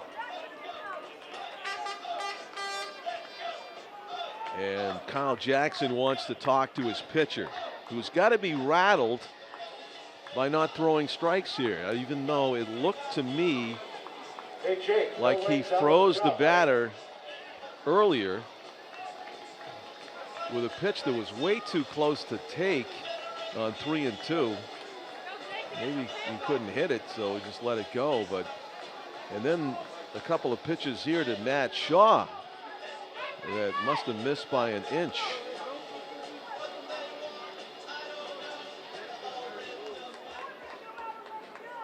Two balls and no strikes to the Worcester Bravehearts leadoff batter, Matt Shaw. The pitch, foul back. What a mighty hack Shaw took at that one. He tried to make it a one-run game with that swing. Tom predicting that Ben Rice, the number 3 hitter, would make it to the plate in this inning. Right now, he looks like a prophet because he got the leadoff batter aboard, and Rice was due up 4th in the inning. Swung on and missed, strike 2. 93 miles an hour from Brandon Dufault, bouncing back after the conference with Kyle Jackson. The soothsayer on the mound visit, 2 strikes since. Will he be able to put away Matt Shaw? The 2-2 pitch is on the way. Strike 3. 92 on the gun from Shaw. It does say 95 up here on the radar gun at Holman. We were told that the gun is 3 miles an hour fast, but I don't know. I'm questioning it. It would look like 95 to me. Looked like 95 to Matt Shaw too, I'm sure. So Brandon Dufault bounces back and gets the first out of the inning by the way of the K. And now with one on, there's one out for Nick Martin. Strike 1. The Silver Knights fans can taste it with their closer on the mound. Martin has reached on an error, popped up, fielder's choice, ground ball back to the pitcher. The 0-1 is on the way from Brandon Dufault. Fouled off. 0-2. Bring in the heat. Brandon Dufault.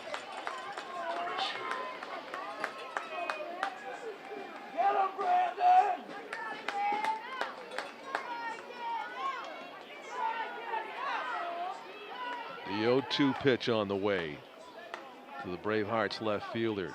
Bottom of the 9th inning. Worcester trails by 3. Silver Knights trying to win their 5th championship in their history since the FCBL began in 2011. Worcester has won the league championship each of the last 2 seasons as part of their 4 league titles overall. It was the battle for 5 tonight. Right now, the Silver Knights have the upper hand, up by 3 runs in the bottom of the 9th. The 0-2 pitch to Nick Martin. Strike 3 called. It was there. He doesn't like it, but that was quality from Brandon Dufault. The Silver Knights are 1 out away from their 5th league championship. Ben Rice is up there. Ben Rice could make it a 1-run game. He could not tie it with a home run here. He has home run power. He hit 11 during the regular season. Ben Rice, the deserved FCBL 2020 League Most Valuable Player, trying to keep the season alive for his Bravehearts team. The first pitch is swung on and missed. Brandon Dufault, 95 miles an hour. That said 98 on the scoreboard. Wow. Dufault is reaching back. You can see why this young man is going to get a shot at the professional level. As he comes set, and the 0-1 pitch. You could hear a pin drop actually before that pitch. It is strike 2.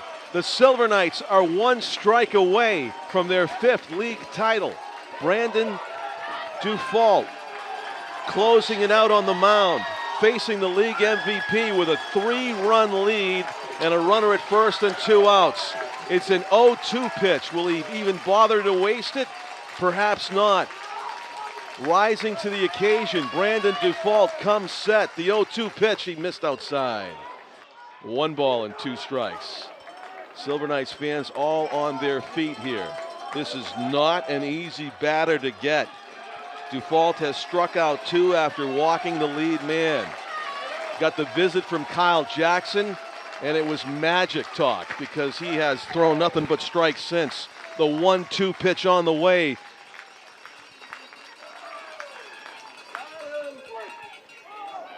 Goes to the backstop.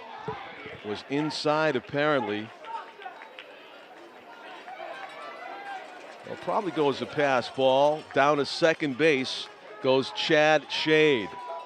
Bottom of the 9th, 2 outs, 2 balls, 2 strikes on Ben Rice.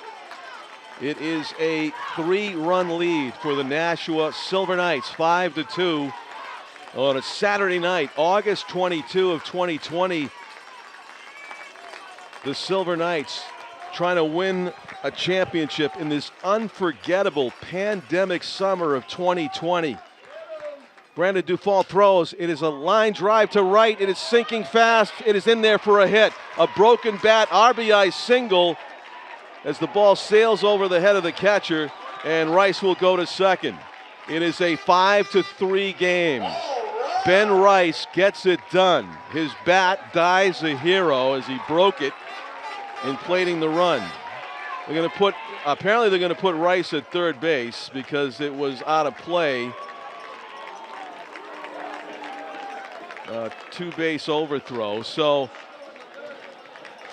it is a 2-run ball game with 2 outs, and the batter is Ben McNeil. Up next, number 30. Chad Shade scores Shortstop, Ben from second base. McNeil. 5-3. The Bravehearts scored 1 in the first, 1 in the second. That was the first run that they had scored since here in the bottom of the 9th.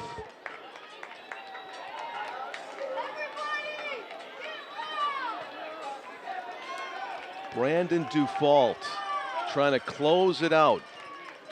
The championship on the line here. 2-run lead for the Silver Knights. Up and in. McNeil bends out of the way. A little adrenaline on that pitch from Dufault.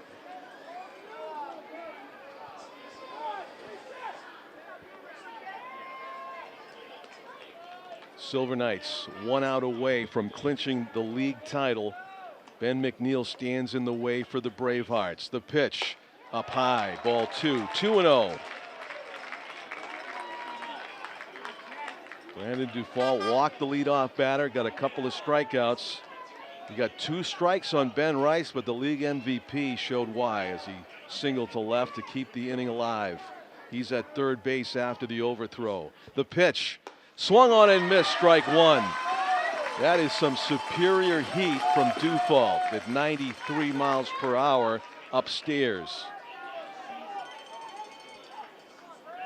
Ben McNeil has flied out twice, struck out and popped out, trying to make contact here on Dufault or draw a walk. It would bring the tie run to the, actually, he represents the tie run, doesn't he? Swung on and missed, strike 2. And again, the Bravehearts are down to their last strike. The Nashua Silver Knights trying to become 2020 league champions. Need 1 more out to do it. 2 balls, 2 strikes, 2 outs, and a 2-run lead. They are up 5-3 here at Holman. Trying to make more history at Historic Holman Stadium. The pitch from Dufault, foul straight back. That draws gasps from the crowd. This is intense drama. John Creedon, the owner of both teams, what's going through his mind as he watches this? He's got to be very, very proud of these 2 teams which he owns. 5-3. Silver Knights with a 2-run lead. Big 2-run cushion considering the situation. The pitch fouled off to the right. McNeil putting up a valiant fight here against the heat from Brandon Dufault. The 6'5" flamethrower from Wyndham has a chance to make the Silver Knights 2020 league champions if he can get Ben McNeil in this situation. 2 balls, 2 strikes, 2 outs. Dufault comes set. The 2-2 pitch. Oh, the umpire says play on. That ball could not have been more than 2 inches outside the zone. And we've gone full. 3 balls, 2 strikes. The Silver Knights fans smelled championship on that pitch, and yet it was called outside. 3-2. Does Brendan Dufault have one in him to end this? The 3-2 pitch is on the way. Up high, ball 4. The tying run is on base with 2 outs. The Silver Knights do have a pitcher warming in the bullpen. The designated hitter from Franklin Pierce, number 13. Decision time for Kyle Jackson, the Silver Knights manager. He may be giving Brandon Dufault the opportunity to get an out here before the 5th run scores. Of course, a double would play 2 with 2 outs and the runner going from first. Probably an extra base hit would tie the game here in the bottom of the 9th. The batter is Tyler Patane, who doubled his last time up. He went to left center. The pitch outside, ball 1. The drama continues. So much nervous energy in the park right now, wondering how this thing is going to end, if at all, unless the Bravehearts tie it up. Silver Knights need 1 out to win the 2020 FCBL championship. The pitch swung on and missed.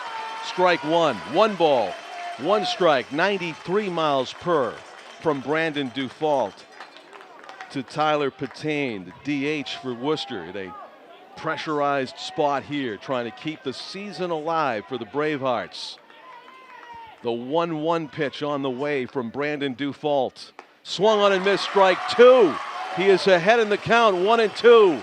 Brandon Dufault has a chance to end the season once again. Tyler Patane trying to put the ball in play and keep the inning alive. Down by 2 runs. The tying run is on first base, but there are 2 outs. Patane down in the count, 1-2. Brandon Dufault has the sign. Aaron sets up over the outside corner of the pitch. Swung on and missed, strike 3.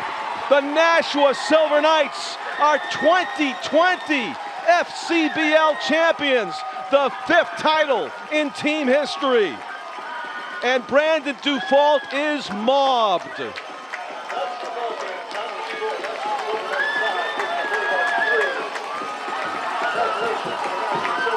Brandon Dufault, the Wyndham flamethrower, was unflappable despite some tough calls from the ump there to prolong the inning, we thought.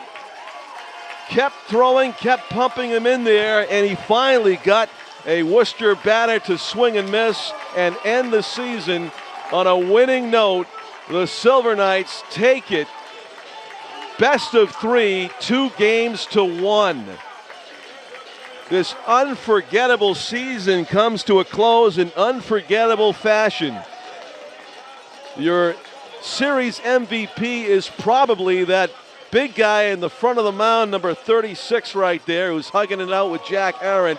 That's Carl Bouchard, the first baseman, who Tom King and I would nominate as the offensive star of the series. So we'll see what they decide. There's a trophy that's going to go to the MVP that was up here yesterday. I don't know if they've decided who's going to get it. Pete Johnson, our executive producer, is going to inquire about it.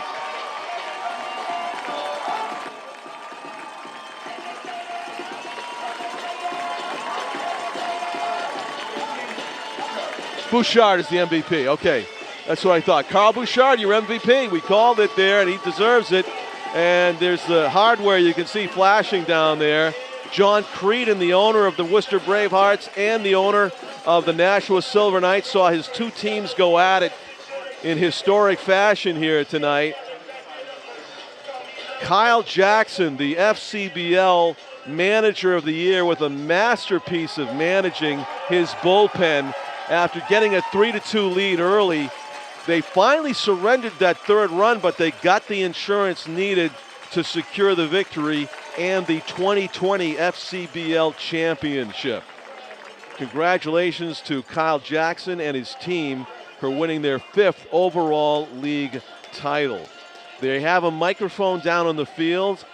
I believe that's Joe Paolucci, the league commissioner, who's about to present the trophy, and we'll throw it down there.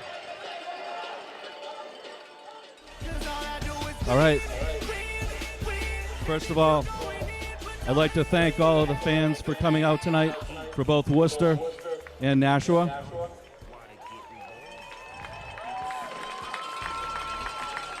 Congratulations to the Worcester Bravehearts on a great season and series.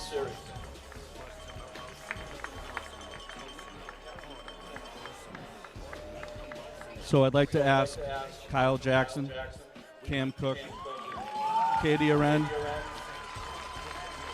and the Cretan family to come up and accept the 2020 Futures League Championship Trophy.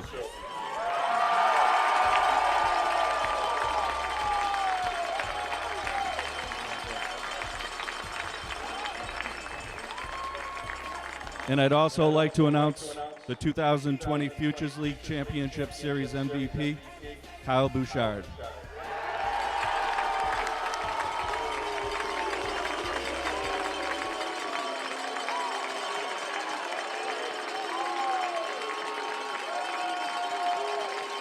What a story.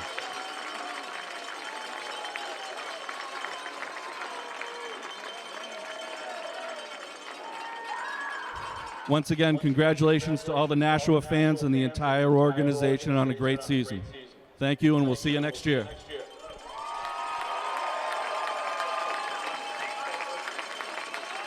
What a story. Kyle Bouchard, as Tom mentioned, the Worcester clubby last year, ends up getting onto an FCBL team, not only getting onto the team, but starring for the Silver Knights late in the season and becomes the series MVP. The season that was so improbable that it even happened, so remarkable in how it finished.